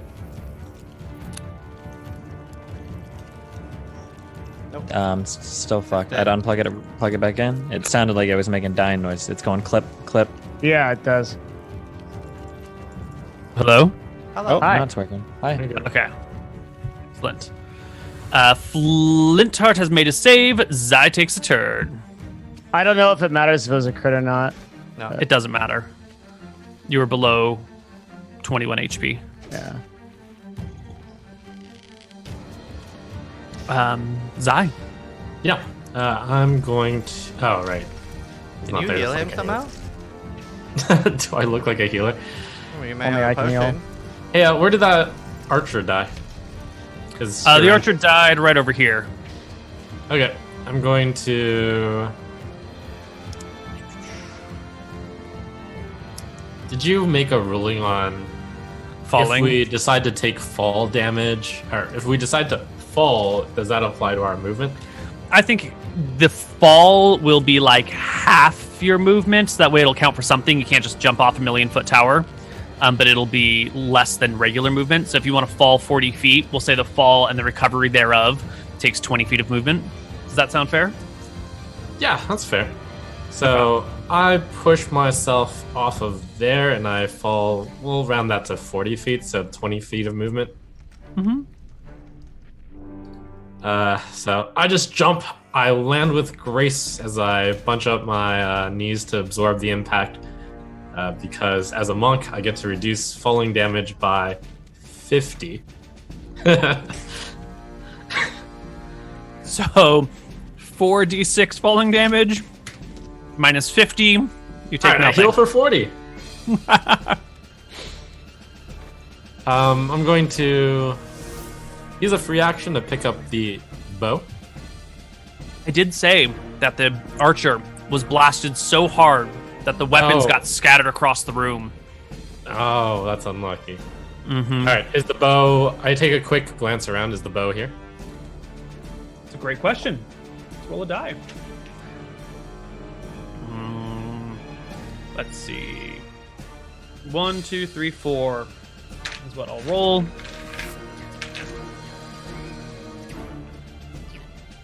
One, two. Hey, the bow actually is right over here. Oh, how lucky. Super lucky. Okay, I'm gonna first make an attack on this mummy. 14. Mummy is a hit. Nice. 8, and I think I feel lucky on the stunning strike here. I see a little piece where the bandages aren't as good. I feel like it would stun him if I punched that area. The mummy is not immune to stun, however. Ooh. Oh no! But we'll crit its roll and take 8 full damage. Unlucky. Alright, I swing again with my phase blade for 12, and I give it another stunning strike. Tell me you're out of these. Pretty I am soon. at 4 chi now, out of 10. Oh my god. 19 is a pass. Nuts, and I do my third unarmed strike. I punch that area, and I give it another stunning strike. On Mr. Mummy. Yes! She just couldn't handle it, could she? She is stunned. That means I'm no longer paralyzed? No, you're still paralyzed. Till the end of its turn. Yeah, till the end of the mummy's turn. Move 5 feet over there. I pick up the bow, Yep. You can kick up the bow to your hand. and then I run across this wall into the zone, and I go to Corin. I say, "Here, use this." Hand them the Yep. bow. And you have 55 feet of movement, right? So you can actually 60 do feet of this. movement. 60. All right, no problem. You hand Corin the ethereal bow. The mummy's turn. The mummy's turn ends. Corin, take your turn. All right. I will step forward. The one guy is still cloaked. We've got a ghost floating up here. You have advantage on the one down there. I know, but I feel like this guy up here is the bigger threat. Okay. I'm wasting damage. I'm gonna attack the mummy down there. So my first shot. Since I'm shooting at advantage, I'm gonna roll another d20. I'm shooting with the ethereal bowl now. I don't know what I need to do differently for that. If that is, It just has a +1 to hit attached Okay. to it. +1 to hit and damage. And it illuminates the path as it flies. So a Alright. hit, So first hit is gonna be 11. 12. 12. +1 is 12, and it is not resistant to this damage. Okay, I'm going to shoot a second shot. I don't know if it might be less damage because you don't put elven arrows into it, right? Oh, that is true. Oh, I'm clicking damage on those. You would be rolling your own, but it's fine. You didn't roll. The elven arrows do d10. Your arrows do d8. So we'll just make sure that you don't roll a 9 Okay. or a 10. Gotcha. I'll roll that next time. Okay. Okay. Then I'm going to roll. Did you take damage from him already? Yes. Okay. I'm gonna roll a second attack. That's just the attack, and then I'm gonna Extra roll d20. Yeah. Yeah, an extra d20. Yes. Okay, fine. Okay. And then I'm clicking this just to get the damage, so I'm not using the elven arrows. Sure. So 8 damage. Plus 1 is 9. Mhm. All right. Okay, Make sure you and fund your arrow. yeah, and then I'm going to I'm going to use my action surge. I'm going to fire 2 more shots at him. Thorbjorn was the one who earlier, not you, right? You still have Yep. yours? Correct. Okay, so shot number 1, 27 will hit. I assume, right? So will. Mm-hmm. Okay, and then I'm going to use, I think, I'm clicking this attack. I think that's correct. 1d8. Yep. 16 15. damage. 16. Oof. And then I'm going to So fire one more shot. 24 to hit. I imagine Hits. 8 damage. Comes And 9. yeah, I'm not going to add anything to it. I'll just chill on that for now. Okay. Okay. And then I believe that's it. All right, so you guys are standing adjacent to each other in that hallway. Yeah. And then I back up. Are you back up? Okay, so now you're standing like corner to corner in that hallway. Yeah. All right. The invisible queen goes. Before me? Yes, she always goes before you. What are we going to do?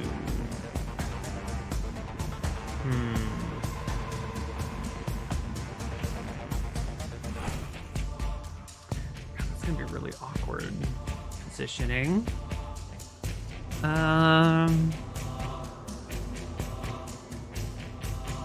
What's our range? 60 feet? Oh. Can we do this? Can we do this? If to she's trying to here? go behind and cast, I could be wrong, but I don't think they can pass through this area right now.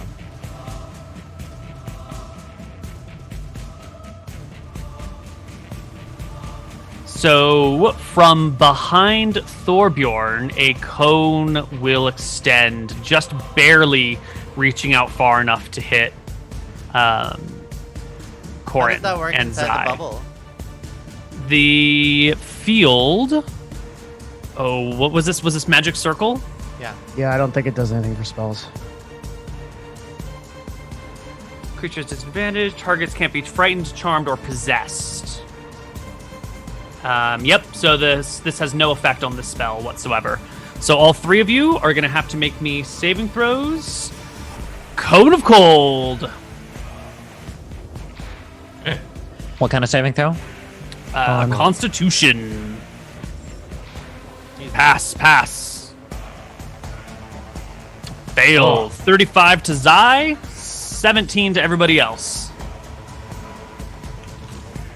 Okay. That's her last 5th level spell. She could have used worse shit, honestly. Pretty lenient.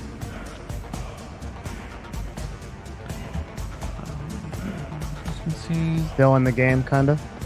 Yeah, now let me check the rest of her movement.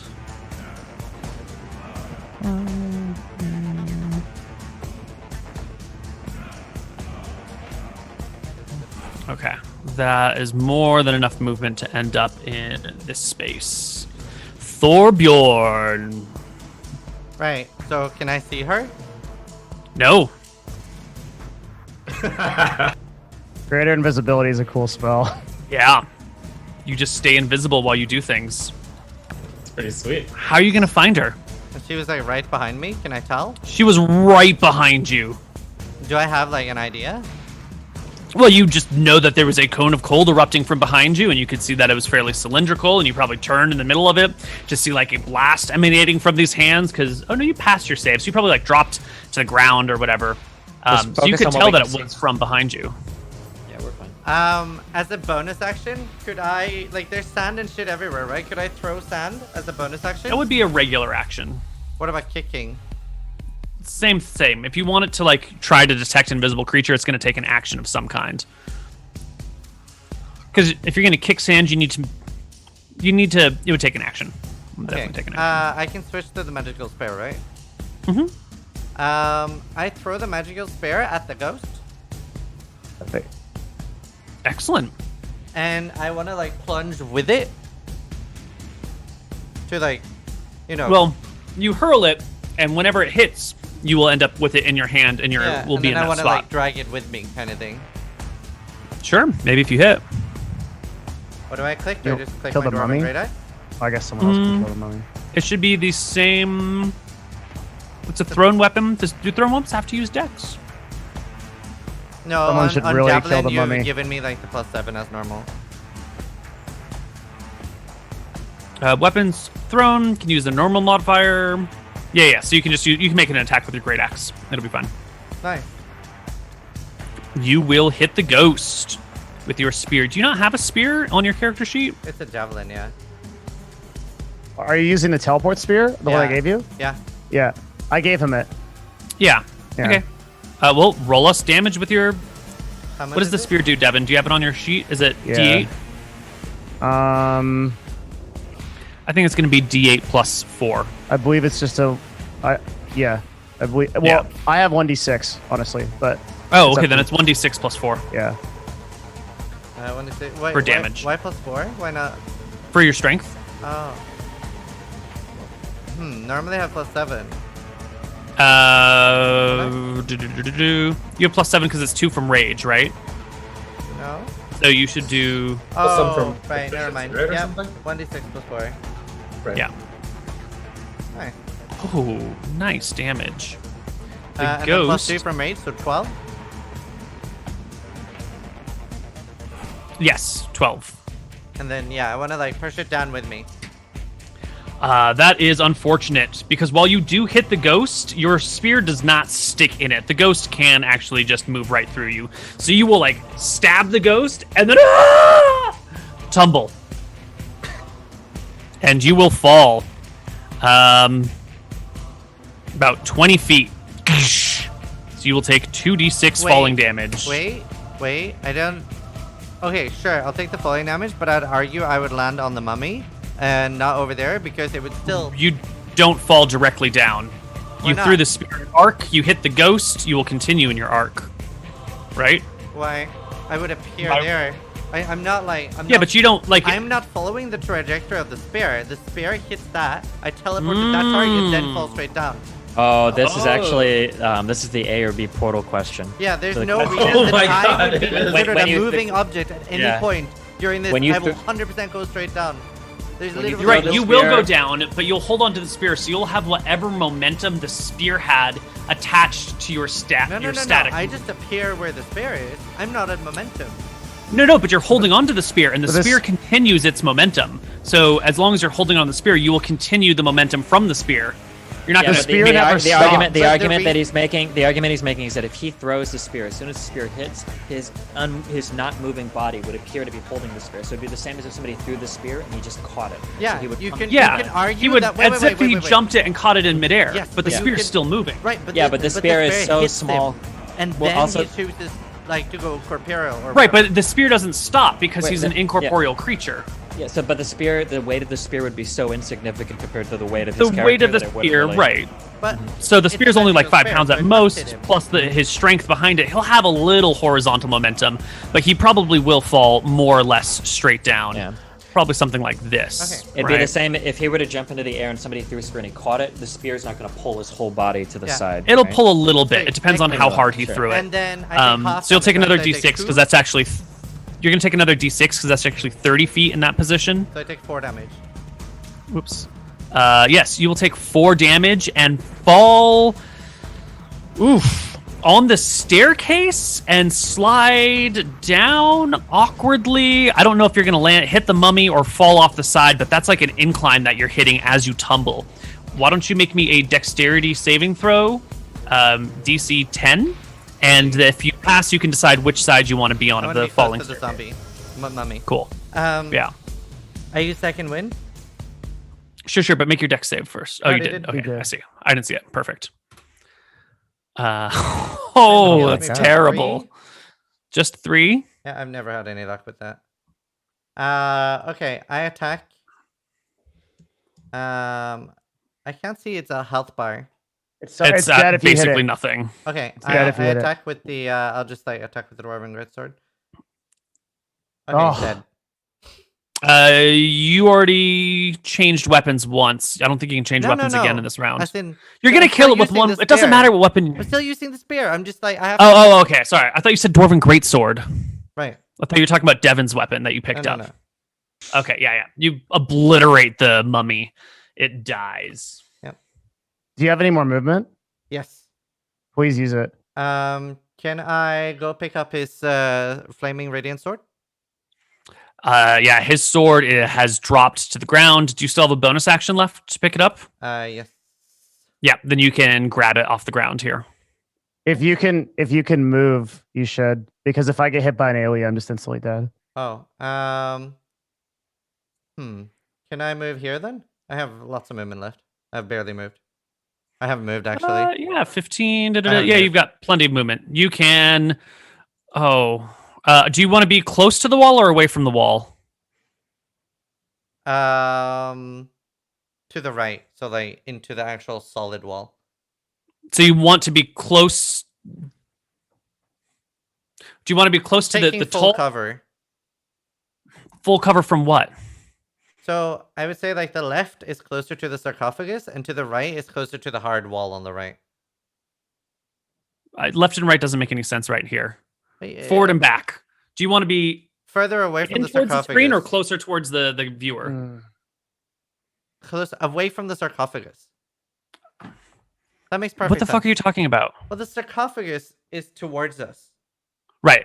Okay, so you want to be deeper into the. Yes. You want to be against the flat wall. Yes. Got it. Okay. Got it. Right. Yes. Yeah. Perfect. Okay. Understand now. The ghosty ghost will do its thing. Woo! It'll come on over next to you. And actually, it'll come all the way back here, sort of like in this little narrow gap between the high wall and the low wall, in really good, probably like 90% cover or something from the archers up here, and reach out and grab at you. Music stuff. And it produces visions. Give me another DC 15 Wisdom saving throw as it attempts to lure you into. Oh, beautiful. Yes. The creature grabs hold of you, and all of a sudden you're seeing you're victorious, leading your people. They've painted the fjords with pictures of you, Thorbjorn. You are the greatest hero in the land. You are paralyzed and stunned, and you age 2d10 years. So I'm going to roll 2d10. Oh, okay, you can do it. You age 13 years. Jeez. Note it somewhere. The ghost regains that as HP.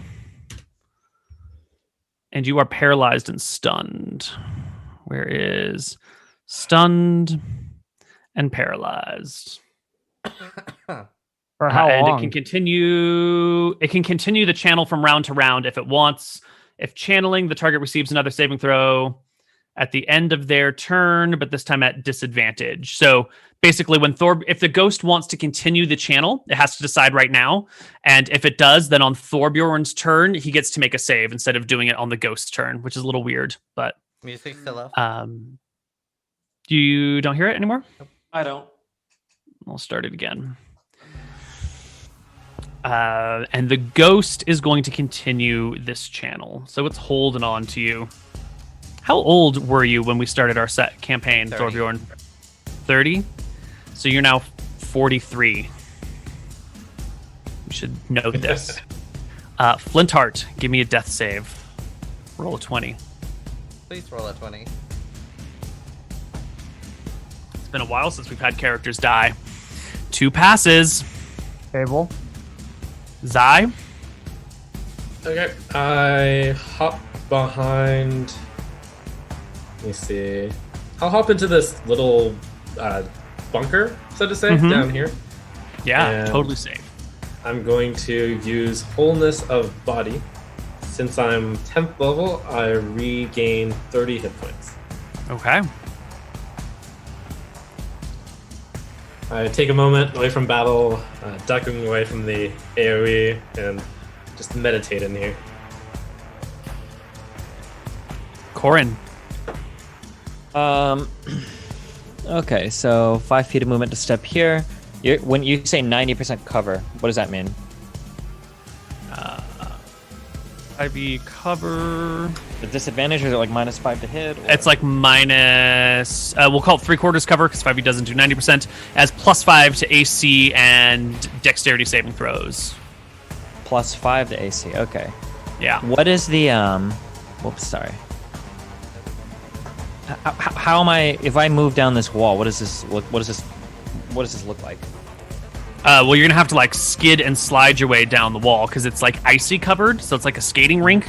So you're just gonna down the side of the room to some sort of resting point. There is a rope, so you can control your movement a little more easily.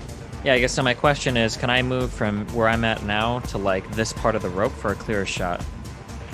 I think if you're gonna want to stop and shoot a bow while on a surface like this, I'm gonna need you to make me an acrobatics check to maintain your balance and be able to hold on.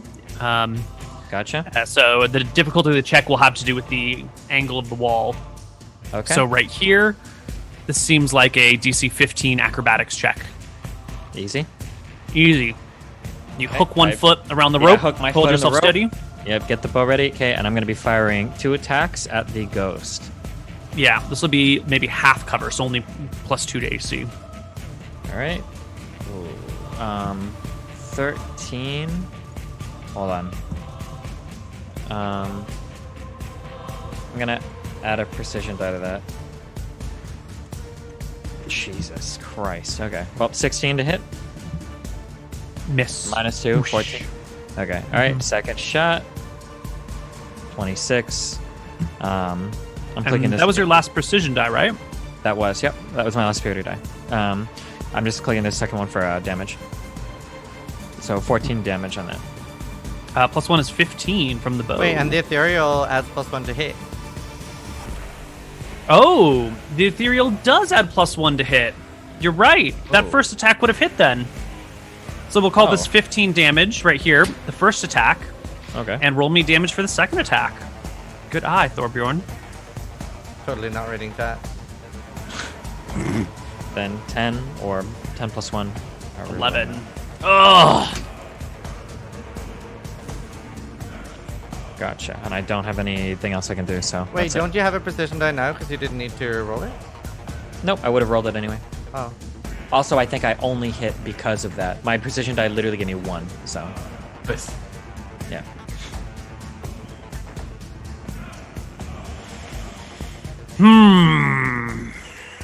Where to, oh queen of mine? Oh, I guess we've actually had to use one of these. Can we do this without hitting the ghost? Is the real question here. Is this shooting from Corin interrupting the channeling at all? It's not a concentration effect, but maybe it should be. Otherwise, there should be some sort of penalty to AC or a concentration thing. It's a good call. Why don't I give the ghost 1, 2, and the second one's definitely a fail. So that will break the concentration and the channel on the ghost. Good call. Yay!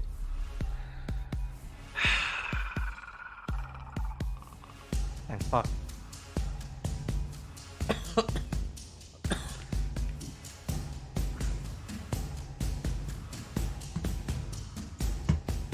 Fuck, you guys are positioned very uncomfortably for me. Are we? Did we roll drinking potions? Is that a full action or a bonus Yeah, action? full It's a action. full action? Okay. Yeah. Do you have a healing potion? I do not. I just have a potion of Spider Climb. And a potion of Feather Falling.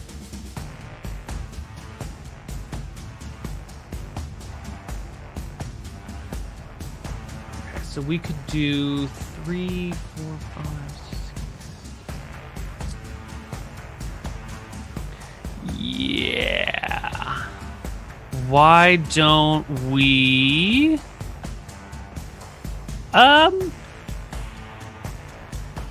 Why don't we simply have magic missiles appear out of thin air? That is a Nobody wrong likes roll that. because it is supposed to be a cast at 4th level, so it's going to be 6d4 plus 6 damage to Thorbjorn. No saves, no nothing. Middling rolls. Magic missiles appear out of nowhere and pelt your body for 19 points of damage. Force damage, Thorbjorn. And I'm at 44 left. you're still... Okay. And our creature will move. And it will be your turn, Thorbjorn. All right, so now I can use Devin's actual magical flame sword of death, right? Correct. You can wield it. Okay, so I just attack with my dwarven great axe, and then we use. Devin, does your flame sword have magical bonuses to hit? I don't know. No, it I does can, not. Yeah. So yeah, it'll be a regular attack roll. I can roll damage for him on it though. That'll work. Okay. I'll just put my attack in. 15. 15 will hit. Okay. Devin, roll me some damage. Ugh. Ugh. Does he get any bonuses to it? I get my strength bonus instead of Devin's, right? It's the same. You have the same strength bonus. Yeah, my strength is pog. And it's resistant to fire, so it'll take 1 less damage. Is he Plus 2 raging? rage. Oh, you are raging, so it'll take 2 more damage. Right? Your rage didn't end ever, did it? Nope. Then the ghost dies. Oh. Wow. Yeah. It withers away. Hardest dude is still up. Did we see Got it. where they? Can I use the rest of my action to try to see Ghost Carl? Sure. Normally, a perception check to try and find something like this, look for clues, might take a full action. So you've already taken half your action. Make me a perception check at disadvantage. 14. 14. So you can see that there are. We talked about the frost covering everything. You can see that there are little footprints here and there in the frost, but this area that you're on is covered in them because people have been running back and forth across this pattern all day. So you can see where there might be footprints, but this area is the worst area to locate them, and a 14 is not going to work.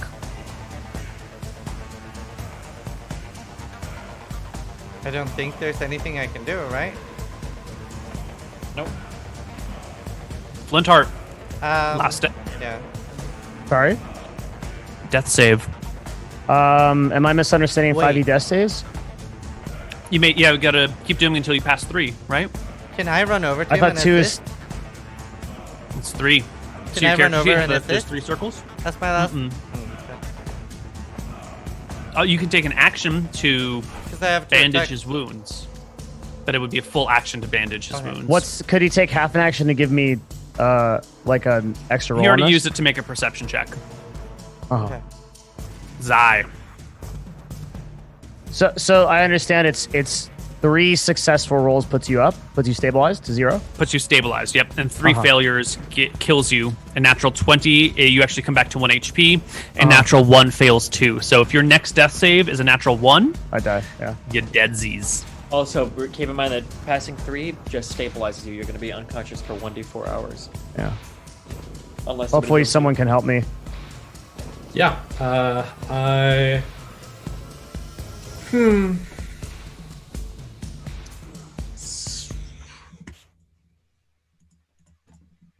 All right. So I just am going to ask if you would. I think it'll work, so I'm going to try it. I run alongside this wall in a circular pattern over here. Mhm. I drop down near Thorbjorn and say, "Give me that spear!" And I Give him grab the the spear spear? from him. Mm-hmm. Okay. I throw the spear towards the magic circle, and as it's flying, I'm going to pick up Flintheart. Oh. That's the Oh, super shit. 5 ed. Holy shit, Yeah. that's smart.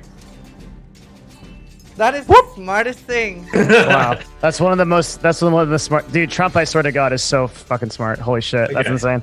And I totally with understand the that. remaining whatever can- actions I have, I'm going to push Flintheart into this pit. Do you have the strength to lift him, actually? Because you only have 7 strength, and Flintheart is a stocky boy carrying a No. lot of stuff. I don't know if it matters if I can hold him. I just put my hands under him. I'm also going to say when you, I specifically asked this question. I swear to God, this is true. It's in my notes. You said that anything that you hold on to, like if you hold hands and throw the spear, you go with them. It takes you with them. It considers it one mass. I remember asking you this and I wrote it down. Just holding hands? If you connect with the body of another person and the spear and you launch the spear and it lands when you're connected with that person, then you teleport with them. Okay. I think in this situations, I can get underneath you enough to lift you at least enough to be considered, and or you're holding on to him, whatever. You both end up over here.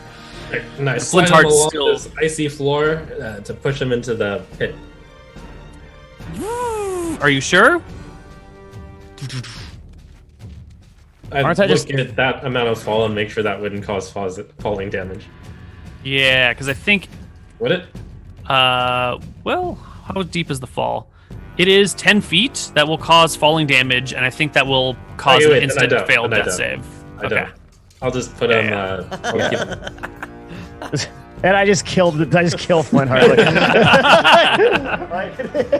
Like, oh, okay. All right, that's my turn. Wow. Corin.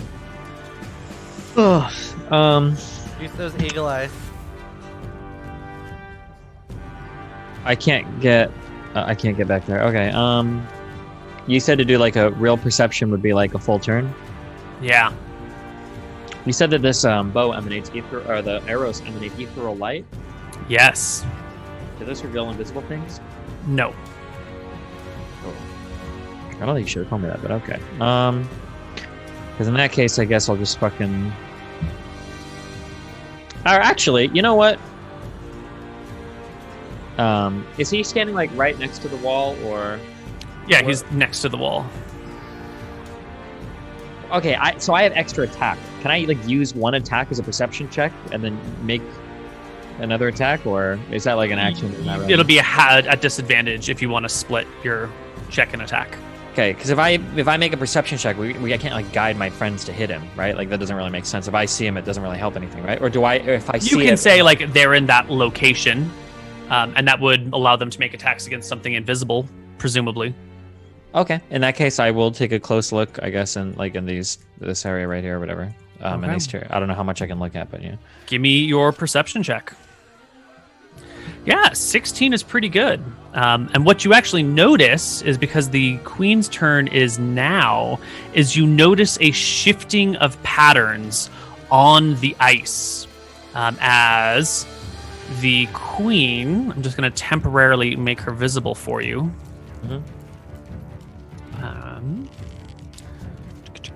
How do we want to do this?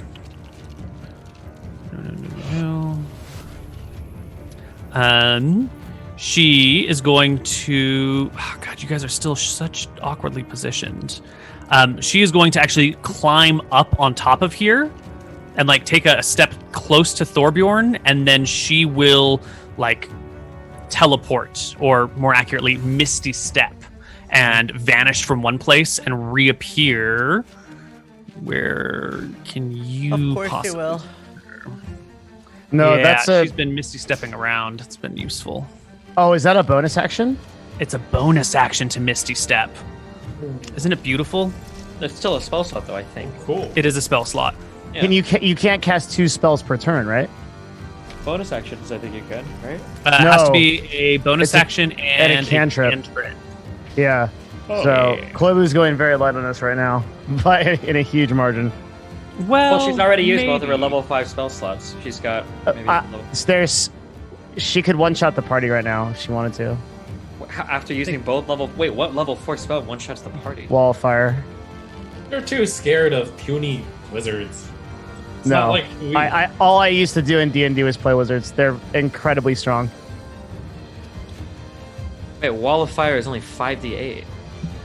Only 5d8 and in the entire area of the ring. 5d8. What does that average out to? Like 22 like 20. damage? It's 5d8 So on- per turn. Oh, I mean, you move out of it, 5 head. Yeah, and it's pretty stationary. It's easy to navigate out of. The other problem is Wall of Fire is a concentration spell, and so is Greater Invisibility. So if she Ooh. casts Wall of Fire, Ah. she's visible. That's Interesting. the real problem. You're keeping track of turns too for how long invisibility lasts or anything, I assume, right? It's like 24 hours. Oh, is it? Yeah, I don't remember exactly what it is, but it's bonkers. It's 1 minute. Greater invisibility? It should be, right? Should be a minute. Oh, wow. Hold on. Maybe I have been... Shit, I have not been tracking turns. I thought it was 24 hours just like regular invisibility. So what turn are we on? Am I right here? on that? It's 1 minute, You right? are right. It is concentration 1 minute. Yeah. I remember thinking that Nick's invisibility was super broken in 2E because all the other invisibility spells in 5E seem like really shit. Yeah, invisibility is also not 24 hours. It's 1 hour. Is it also? Normal. Okay. It's an hour though. Yeah. which is 1 way, hour, way, way 24 longer. hour, 5 minutes is all that we really need to do the whole combat. I haven't been tracking turns, but I think we're probably near turn 7. Yeah, that's about right. That's probably about right. Because Flintheart had about 3 actions, and then he made 3 saves. So we're in the 6 or 7 range. And she will frostbite at Thorbjorn from over here. It is a piddling attack. You need to make a con save or take 4 damage, essentially. Ha, she's out of fuel. Yeah. So you pass your save, nothing happens, but you find like a bolt of frost. You cause numbing frost to form on one creature. Yeah, so you just like feel the frost crawling up your legs, seeping into you, and you just shake it off. It's not that big of a deal. You're used to the cold. It makes me The cold angry. doesn't bother you anyway. Angrier. Yeah. So there was a frostbite. Is that a visible effect? Where did it come from? No, it just appears around the target. It does not come from an area. Okay. Yeah. But she must have She had did line miss of you sight. step. She must have had line of sight to me. Because I'm Yes. up against the wall. Yes. Flintheart, Thorbjorn, take your turn. I try to see where she is. Give me that perception check as you gaze around. Looking. Yeah. You will notice that she is back over here against this section of wall. Okay. Can I storm at her you can and o- attack her? No, it takes your turn to make the perception check. So you can, your action to make the perception check. So you can move if you want, but you spend the round like looking and gazing, trying to see her. And as you move closer, she's constantly moving. Can I you run can't her make down to break attacks. invisibility? Like literally move into her? That would be an action to run You into can someone. call it out to other people so they can attack her. Yeah. though. That's You that's can the- move up to her, but you cannot So tackle okay, her. You cannot attack her. Can I move behind her and be like, she's here? You can move up to her if you want. You can move up to here and be like, I think she's over here next to me. Because you can just see like sections of ice sliding down where Yeah, it was just okay. frost before. Have you ever been like there's snow on the ground where she is, right? There's frost on the walls. Yeah. So I could like slide and some of that should hit her. How are you going to slide down from above her? Why not? I have loads of movement. Dude, show me how you do it. Show me how you get above her and slide down onto her. Well, I could run like there and run up there and then just slide down. And loads of like ice should come down with Do you it. really think you can run up an ice slope? Yeah, maybe not. Yeah. I run next to where I think she is and then just like point at her face and be like, that's where she is. Yeah, so you can get to probably somewhere here-ish on the ice slope and be pointing and yelling and ranting and raving that the creature's here. Yep. Flintheart. Wait. Oh. How does this work with my rage? Do I lose it next turn when it becomes my turn again? No, I think you lose it on the end of your turn if you haven't. I think it's at the beginning of my next turn because I can take damage and retain it. But it should end this turn because you didn't make an. Oh, you took damage last round, right? Yeah. Yeah, let's take a look. I'm trying to remember now. Rage. This stuff might come up because I could like restart rage now. Let's see. Your rage lasts for 1 minute. It ends early if you're knocked unconscious or if your turn ends and you haven't attacked a hostile creature since your last turn or taken damage since then. So you have taken damage since your last turn, so your rage continues. Okay, good. Perfect. Yep. Flintheart. This is the big one. If you roll a natural 1 here, you I'm die. Oh wait, 5% chance of death. Damage. I didn't take damage. So I can just restart my rage, right? Oh, right. You'll have to take a bonus action. Yeah. Yeah, using 1 rage. Perfect. Whoo! You Good. are stable, Flintheart. You're fine. I hate You're you. okay. You're gonna make it through this one. I hate what you do to me. You literally Love it. age me 2D 10 years in real life with this shit. I want you to know. Love it. That's why you keep coming back. You're glutton for punishment. I'm a prisoner here. Zai. Okay, that curved wall, is it 5 feet across? Like from the wall to out to our screen? Or is it like Over here? Yeah. No.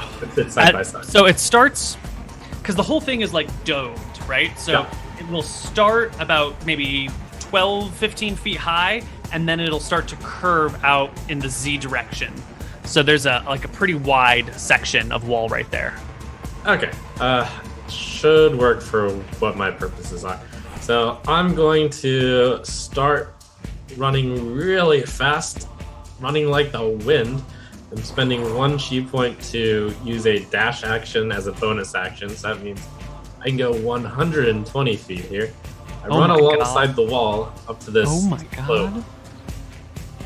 That is only 80 feet. No, more like here.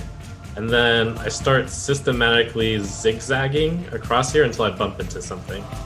Yeah, well, you bump into her right here as you zigzag your way across the sloped hillside, sort of like your old man skiing with your key. And you Right. will sort of bump into her. Bump Boop into her her, nose. draw my blade and attack. Probably at disadvantage. Yes, disadvantage because you cannot see. 13, good enough? No, but it's closer than you might think. Okay, and then I attack again. Oh, 29. Yes, That'll do it. I love everything. Pikachu. You will quick hit her for attack. 10. She will have to make a Constitution saving throw or lose concentration on her spell. It's DC a stunning strike. 10. She loses Oh! concentration of her invisibility spell. She becomes That's good. visible. Just a roll for stunning strike. Yep, I try to hit her right at one of those chi point centers. She is immune to being stunned. Now, when she becomes visible, you're going to notice that this undead has not aged a day. She is still in like full human looking form. She's got a long black gown on. Her hair is all sort of like tied up almost in like a beehive thing, but not quite exactly beehive. She wears an amulet around her neck, bracers on her arms. There's a brooch pinning her cape to her back. She wears a ring on each hand, on each ring finger of each hand, and has a bag at her side. Okay. Wait, so what? She's a human? No, she's definitely, like an undead, but as if time has not really touched her or affected her. So she's like a vampire looking thing, like pale, kind of like. Definitely pale, sort of bloodless, but preserved in appearance as if she had never really died. I What think is everybody that? wants you to roll for hotness. They can all determine their own hotness. You can imagine her being a hideous or beautiful queen or anything in between. Can she look like All right. Lady Galadriel? Ready to If fire? that's what you want, That is that's what what I it is. Corin, it is your turn. Do I have clear shots from here? No, but if you scamper down to here, you'll have clear shots. Or if you scamper, yeah, actually, you have to go down there. Perfect. All right. I will fire twice. This is one shot. She will reaction shield, bring her AC up higher, and that'll be a miss. All right. I'll take a second shot. 23. That will hit though, even with the shield. All right. I'm just doing this one for damage. 13 damage. Plus 1 is 14. Oof.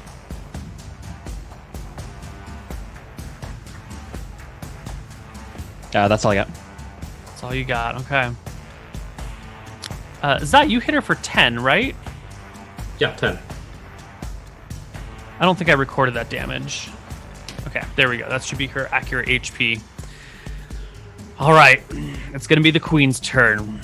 Why don't we take a break? And when we come back, heart. we'll finish out the rest of combat. I hate you. This is brutal. Oh. Hello, everybody, and welcome back. The Queen's turn. And she is in a spot of trouble. She passes Does she out. go invisible and run? Continuing the guerrilla warfare? They might find her and kill her before she gets a chance to do something. Does she go balls to the walls and blast everyone with a terrible spell? Point blank fireball. Level 8 spell. Boom. Gate. She does gate. Wish. True polymorph T-Rex. Power word kill. Maybe Well- she wants to negotiate. We need a queen for our island. I think she casts greater invisibility again. Nice. I have a question. If you cast at point blank range, is that an OA? No, not in this edition of this game. Dude, fuck this fucking edition of this game. It's like Now she's all up in your junk, and you guys are gonna feel her and see her begin to slide past Thorbjorn. I'm gonna give her a stealth check to see how well, if at all, she can avoid making, letting go or showing where she is. 10 is not great. Luckily for her, she does not make sound when she steps. She makes no noise as she moves. But we see the footprints, right? But you will see a little bit of stuff getting kicked up as she slides past Thorbjorn until she gets to the bottom of the slope, where I need to look up some obscure rules.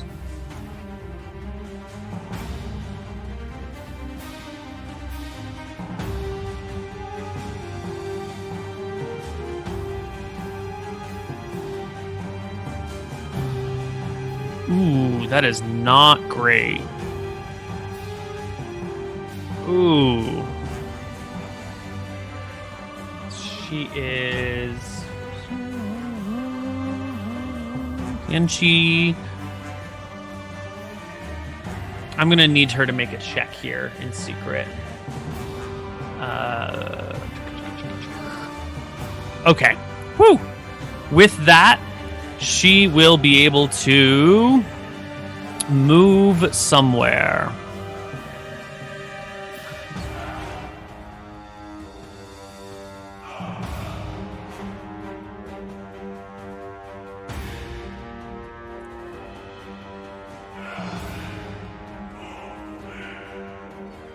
Okay. Player's turn, Thorbjorn. So can I see where was the last part I saw her? It was here? Yeah, the last thing you saw her do was skid down to here, and then right around here is where the movement stopped. Okay, so I want to walk normally until here and then start skiing? Left, right, until I bump into her?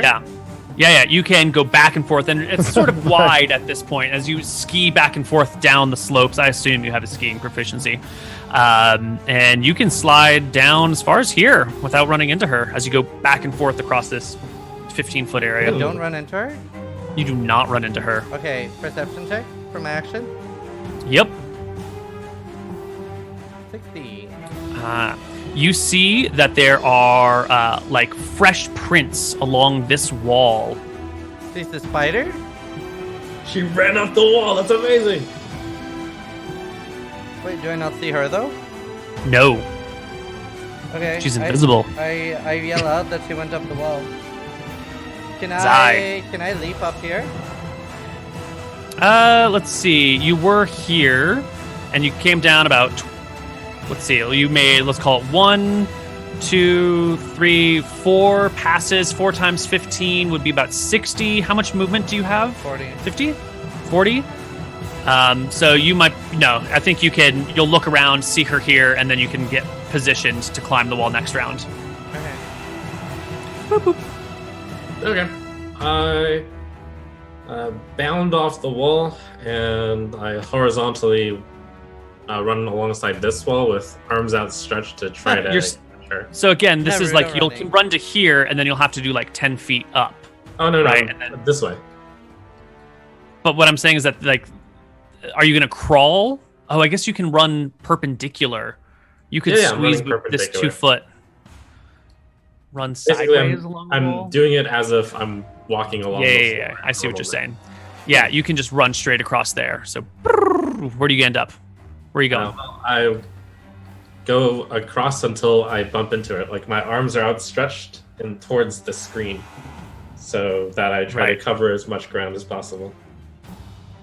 I am going to need you to make me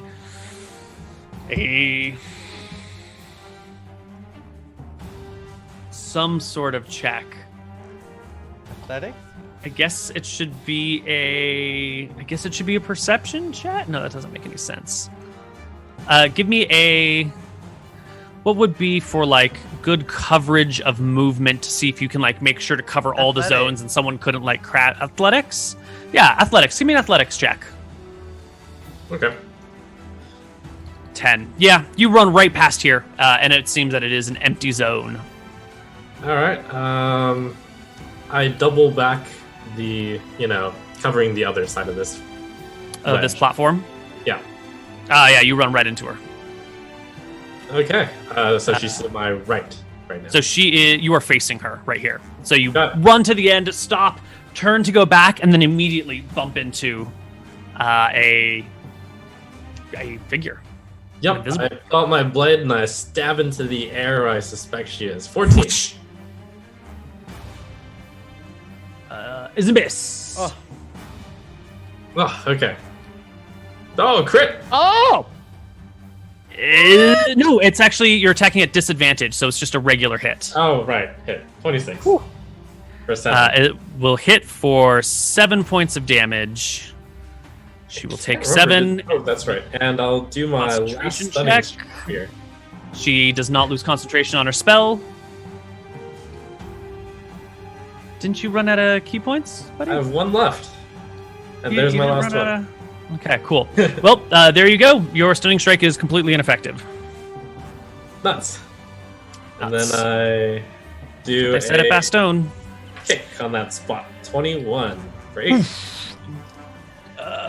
You will kick her in the cooch Oh, I for thought 8. you said kill. God damn it. Nope. I was Fuck. so Oh. excited. Oh. And she will make a DC 10 Constitution check to see if she loses concentration on her invisibility, and passes. Woo! 12's a pass? 10 is all Yeah. she needed. Yeah, it's 10 or half the damage of the effect, whichever is greater. Corin. I'm gonna move back here. Mm-hmm. Do I need to make a check, athletics? Yeah, you're gonna need some sort Acrobatics, of acrobatics check to grab on. Oh well, no, I'm gonna Nope. tumble. You slide back down.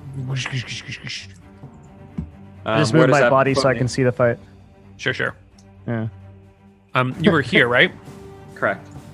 So you've gone like 30 feet up, Mm-hmm. and then you're out of movement. 30 is all you've got, right? Yeah. Okay. So then you're just gonna start sliding down. What do you want to do? I mean, can I stop myself? How long do I slide? I mean, ideally, I'd like to take shots up here, but You're gonna end your turn in this spot. okay, sure.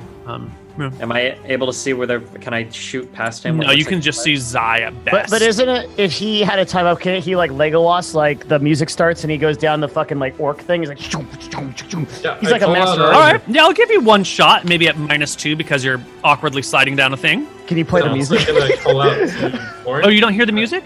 No, I meant like the Lord of the Rings music. It's okay. I call out to Corin. She's Oh. she's closer to the ledge. Okay. Well, I shoot 19 -2, 17.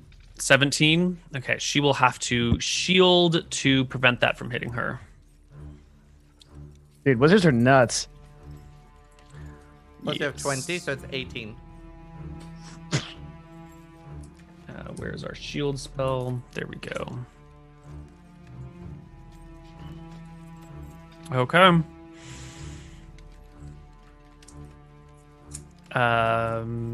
Is that it for you, Corn? Yep, that's all I can do. Okay. Wait. Can't you like throw a rock, like lob it at her, and hope it breaks concentration? Like artillery. It's not gonna work. Why not? First off, he doesn't have any rocks on him, right? Second, to get a rock out of your pocket would probably be a more complicated action. Also, there's no way he's gonna hit her lobbing a rock wildly like this. That's just Yeah, there's silly. No way that a dragon Silly. was gonna land in a hole either, but here we are. You're right. He still remembers that, dude. When you're right, you're right. That was Zizaran's greatest moment. Yeah. Out of cones of cold. There's so many things you can do. It's like, Is there? I think he's actually running out of gas. I think he's out no, of gas. I think he can wipe the party 100%. I'm telling you. The What? worst thing, Did you the worst see thing all the is that spells they cast already? once she dies, 10 pancakes appears out of the wall. Because the only thing keeping them at bay was the frost. The pancake queen just storms in. God. She has enough movement to appear to like slide back down this wall as Thorbjorn is like getting ready to hop up it. All of a sudden there's like a kick of ice off on one side, and then there comes the cracking of lightning, the taste of copper in your mouth as a lightning bolt breaks.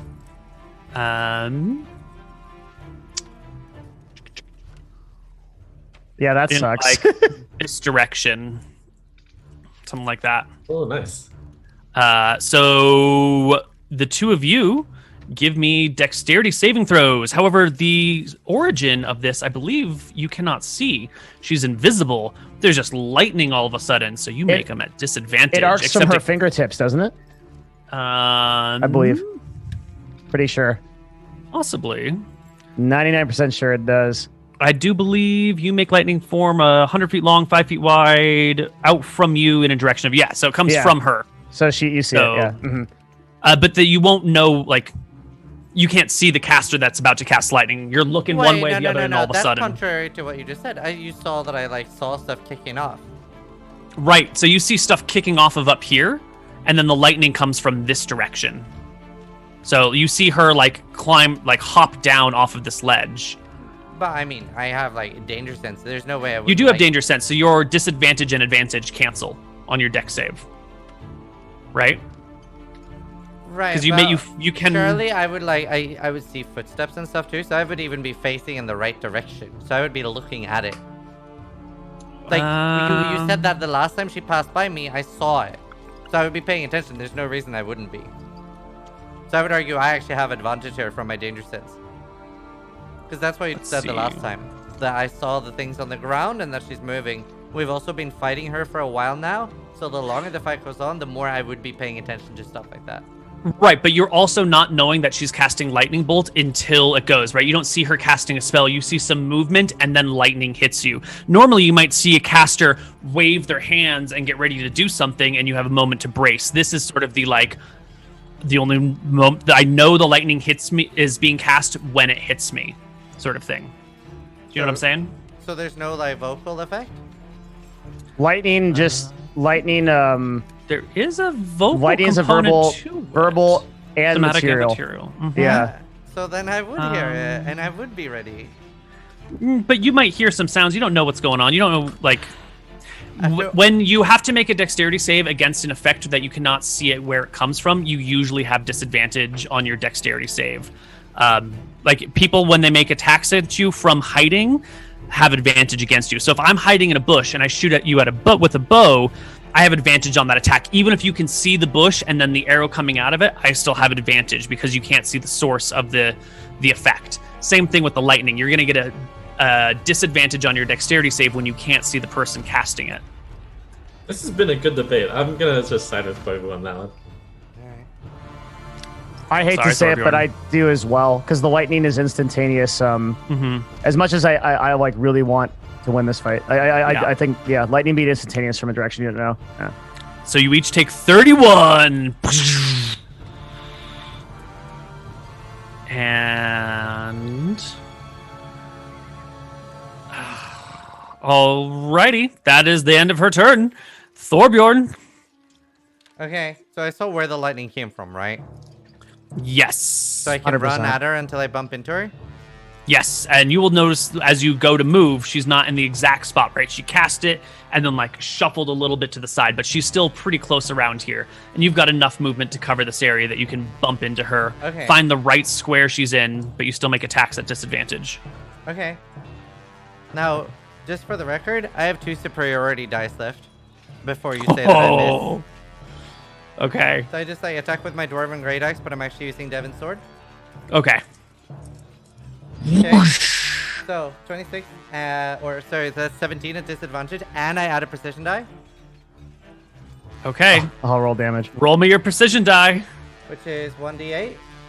1d8. Oh, you hit the Oh my Yeah. god. For 12 plus 5 is 17 damage. Well, that might be Oh, enough. wait, And she rage. takes a half of the And rage. 5. And rage. Okay, so it's still going to be...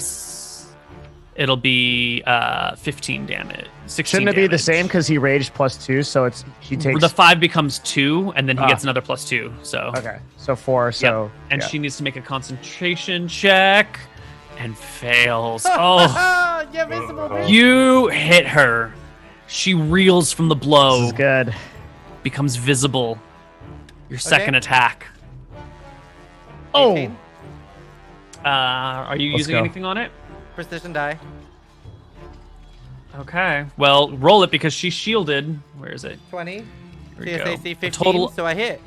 She has AC 16 plus 5 from the shield is 21. wizards. You miss. The axe wobbles in the air right in front of her undead nose and hisses harmlessly past her. I spit at her.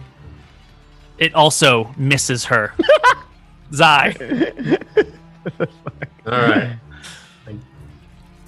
I circle. I use the wall as a, Yeah. wall is my floor, and I run over here behind her, and Let's go, Trump!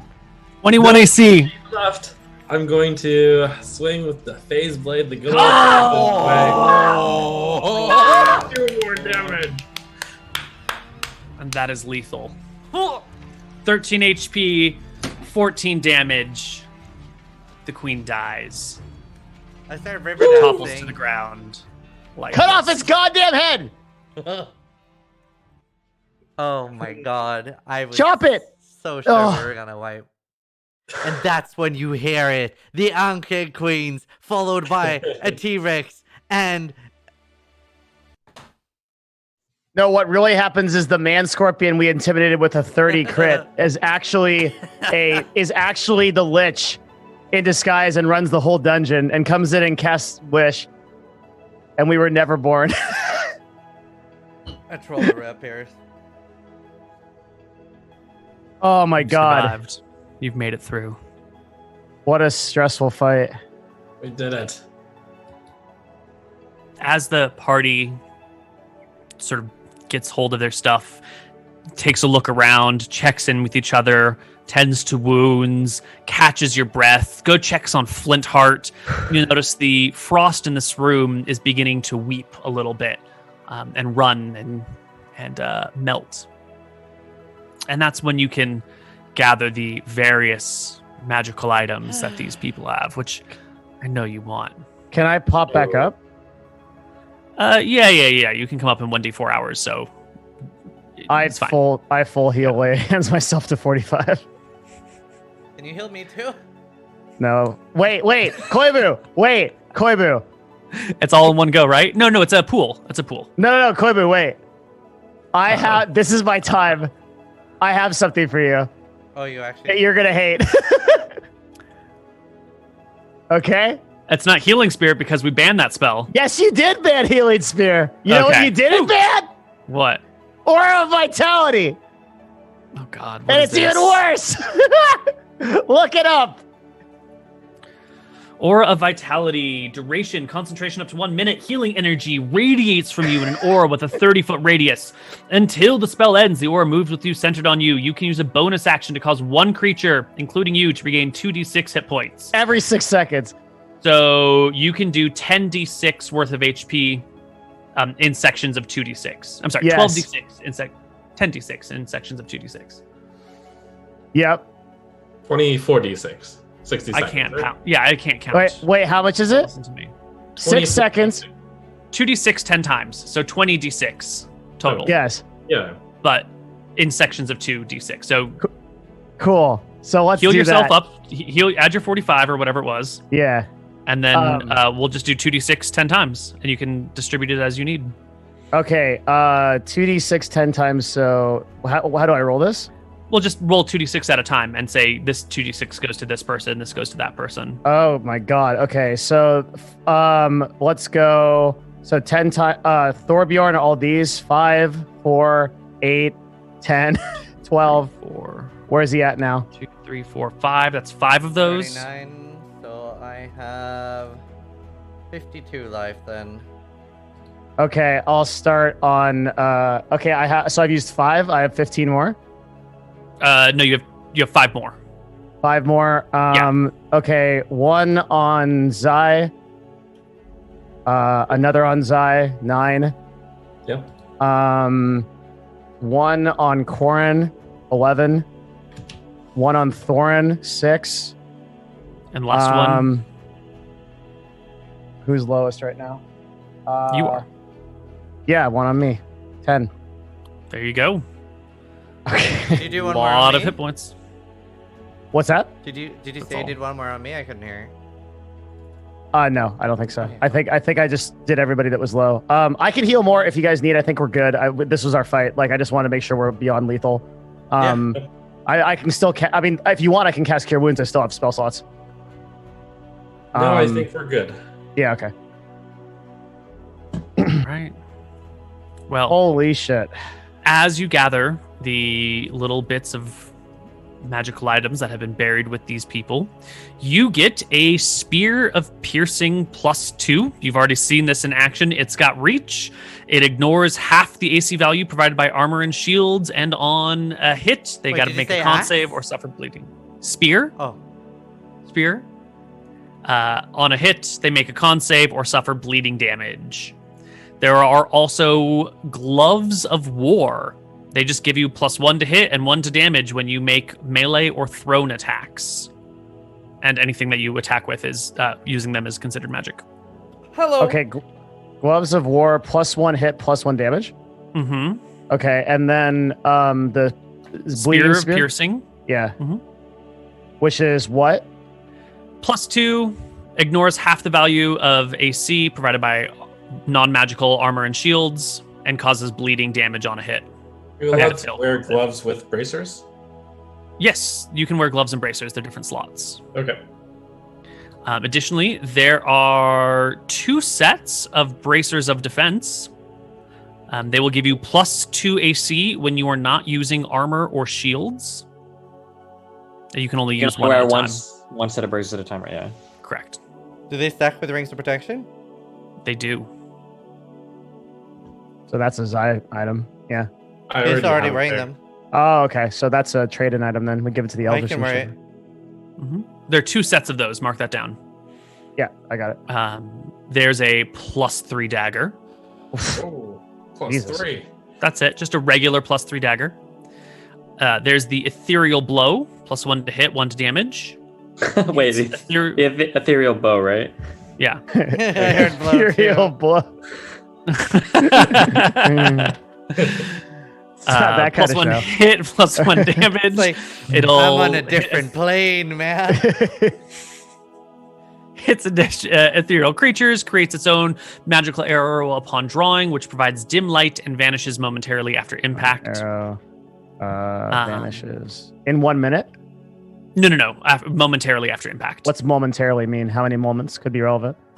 A moment is a illy defined period of time, which I am intentionally using. Okay, I'll just put momentarily. All right. Thank you. You said the bow is +1 to hit, +1 to attack. Yes. Yes, hit and damage. that- I'm gonna write all this in the Empires of Arcadia chat. Is that only when it's firing its ethereal arrows, or can you load other arrow types into that? That is a fantastic question.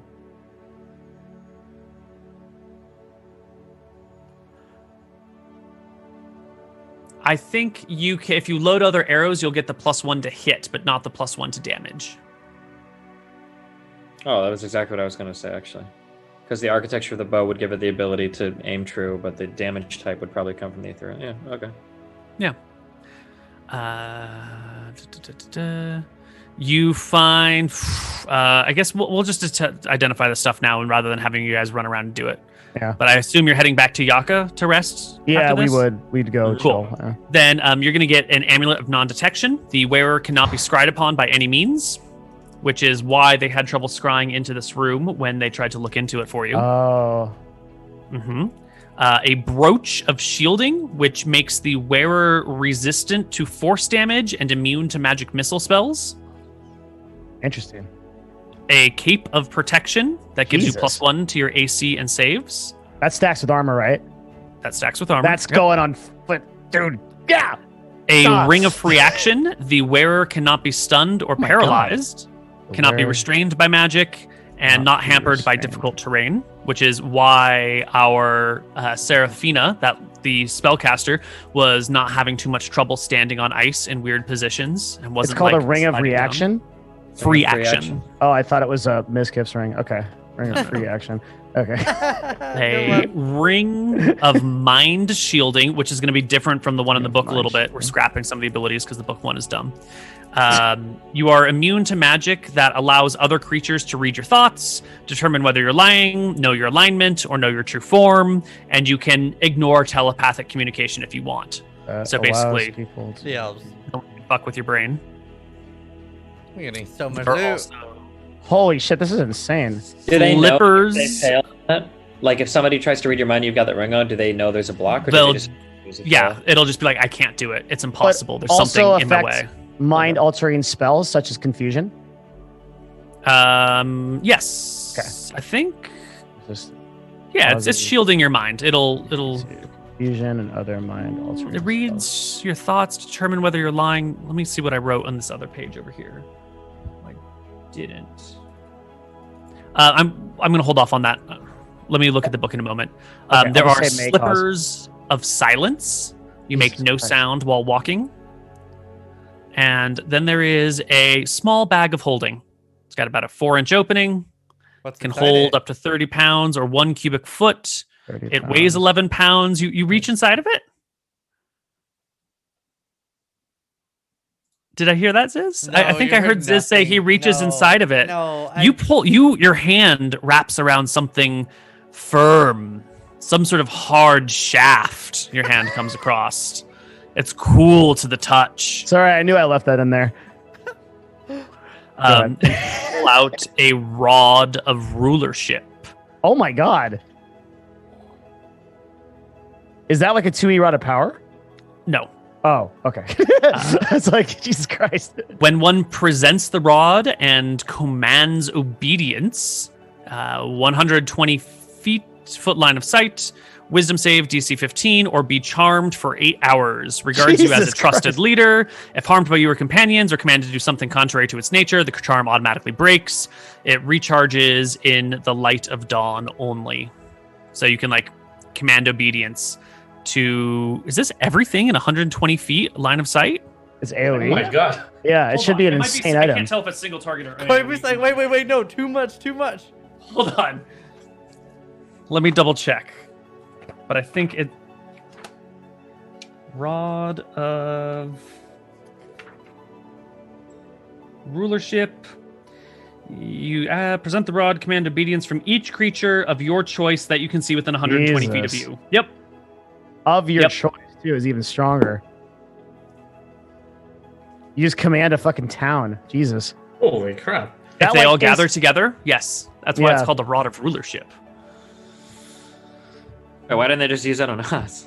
Do we get her spell Because they couldn't wizard fight you book then. as well? Get a what? No, actually. She is not buried with a spell book. surprisingly. Oh, I'm actually gonna cut off her head, by the way. Yeah. And stab her figured. through the heart and all those things. Yeah, and a lot of Yeah. those things too. Yeah. Submerge her in running water, Yes. Garlic. bathe her in sunlight, Yes, garlic. stuff her mouth full of garlic and holy wafers. Since we beat this Be on the fight, will face. you give us the cool lore reveal about who she is? Like why she's like that? Well, yeah, so that was Seraphina, the last and greatest of the queens. She died about 10 years before the storms came and the mountains rose. She was a powerful wizard, buried with her signature magical items.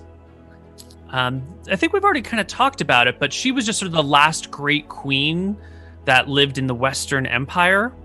And she died. She was succeeded by her daughter. And then just a short little while later, the storms came, the mountains rose, and everyone went to One more, crumbling please. pieces. One more. No. My big question is why is she still human in appearance? What happened?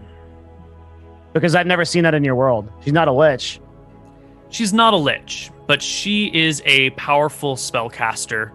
I think she was, what was it, like 9th level? Yeah, she's a 9th level spellcaster who was entombed in sort of like a sacred and holy place on top of this plateau that was already sort of a magical place to begin with. There were like vapors and cracks in the ground that spewed out sort of like this weird raw magical stuff that oracles would use to help their visions. And so buried in this already sort of sacred place as a powerful spellcaster, she stayed there to keep an eye on her people after death in sort of a weird, ghostly gazing and haunting, but not intervening too much. And this spot of this tomb, which had been guarded and worshipped and kept sacred for thousands of years, 1,000 years or so before she died, combined with her raw attunement with magic,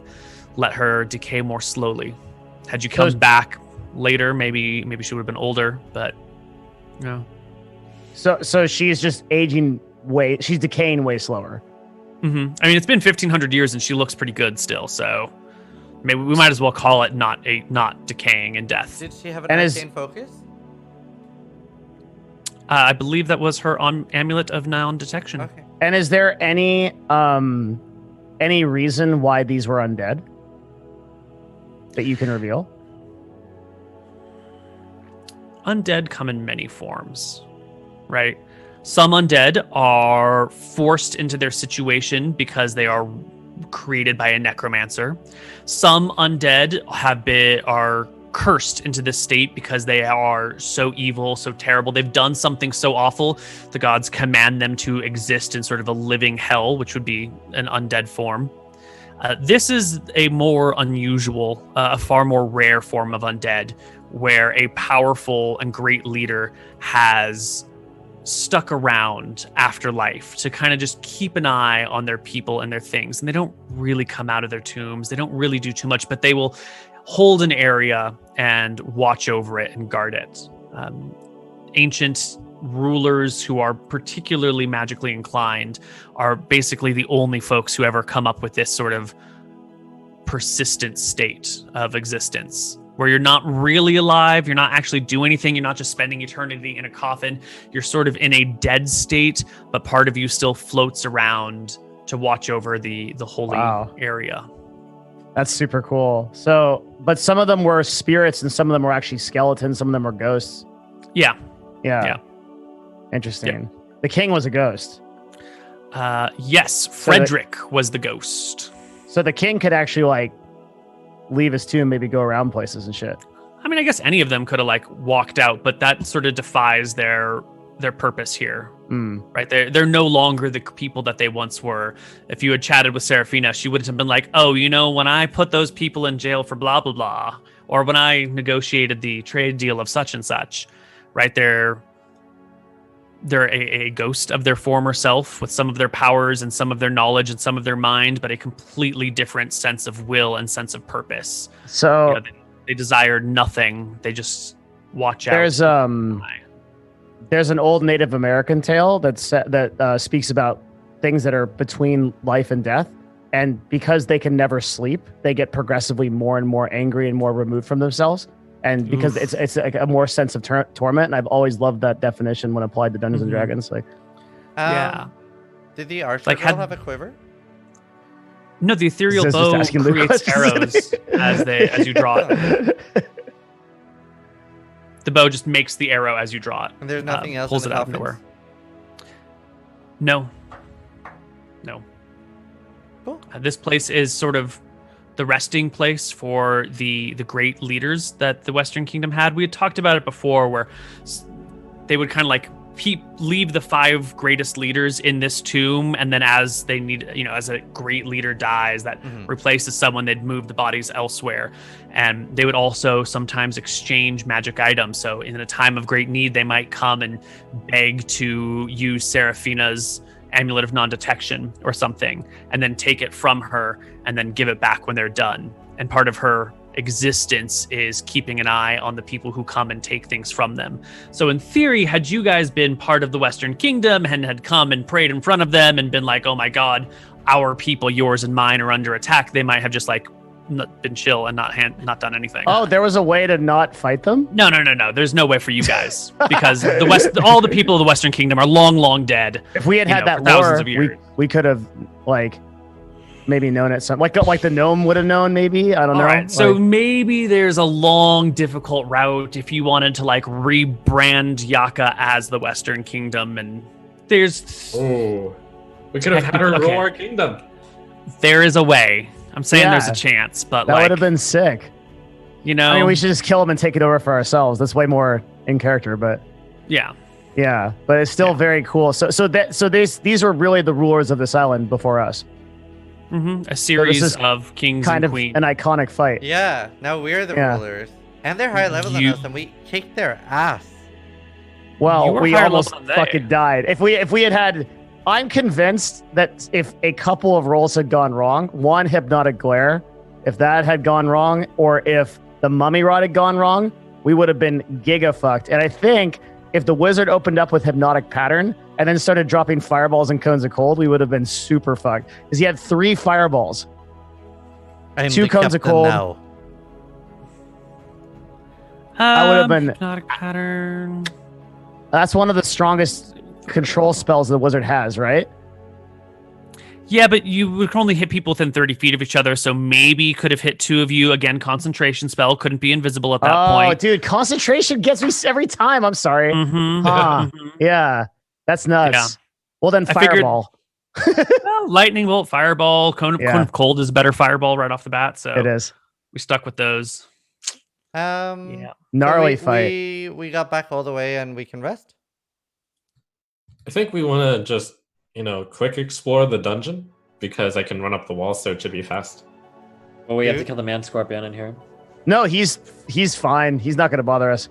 I Yeah. rolled a 30. I rolled a 30 on an intimidate. There's I'm no not way in that guy's favor of attacking us. exploring. I think we should go back. We're so spent.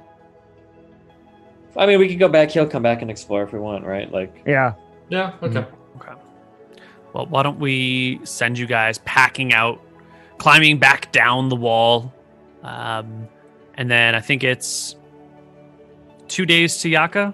Yeah. We have to distribute the loot, right? Yep. That's going to take a Thorbjorn, while. roll me that 2d20. I doubt we'll run into anything. Nice. Nope, no encounters. You can make it back to Yaka. You can take a long rest. XP. You can get your inspiration. Fucking Zizaran, dude. This Path of Exile player. Yeah. Jesus Christ. We also didn't get XP last session. My. Where's the XP? Where's the loot? Well, Is there why a don't we quiver? round out the stream for today? I'll calculate the XP and put it in the Discord. You all Yeah. did just level up, so no one's leveling anytime soon, but we'll Mhm. sort out the numbers. And we will be back this weekend, maybe? Ziz will talk to us about that in Yeah. between. Wait, what? We'll talk. Because of PoE launch, we have to move it up. I can't do Wednesday. PoE launches next week? Yes. Oh, fuck. My life is over. Oh, my God. Oh, Jesus. It's next Friday, right? Yeah. But you're Can't doing do YouTube Wednesday. videos. Yeah. Yeah. Mm-hmm. Yep. Oh, Well, we're going to talk, and Yep. we'll come back with more of this another time. okay. You Yeah. want to take us out, Ziz? All right, Devin Nash, where can we find more of your alive character? Thank God. I'm so grateful that I love Flintheart. He's an amazing like character for me to play, and so I'm just so glad he's alive. But pure luck. Okay, so 86 damage in a round. I was like, but that was a very cool moment when he dealt 120. Sorry, I'll shut up. I'm twitch.tv/Devin Nash. I am a part-time streamer that covers industry topics and stuff that's happening in the gaming space from a business perspective. I also run a talent agency called Novo. And it was a real pleasure to play for you guys. I hope you guys enjoyed the show. Thank you so much. Destiny? Yeah, Destiny. 6 a.m. I gotta hop on a flight back to America soon, so I'm pretty tired. I should be doing Tombs of Scoria in like 24 hours. Yeah. Maybe? Jesus. Yeah, it should be. It should be fun. Trump? Okay. Have a good flight, Destiny. Trump SC, bunch of Hearthstone stuff. I think I'm going to be streaming Among Us right after, so Nice. that should be God bless fun. you. Koibu? If you guys all go to my channel right now and sub to me, I'll kill these people next session. What? Nice. Do it! My name is Zizaran, and I'm gonna go to bed after this. Sometimes I stream after this, but right now I'm gonna go to bed because I've been awake all day. So hope you guys enjoyed the session, and I'll make a post on Twitter about when next session is. Thanks for watching. I hope you guys enjoyed it. Try to die less than we do.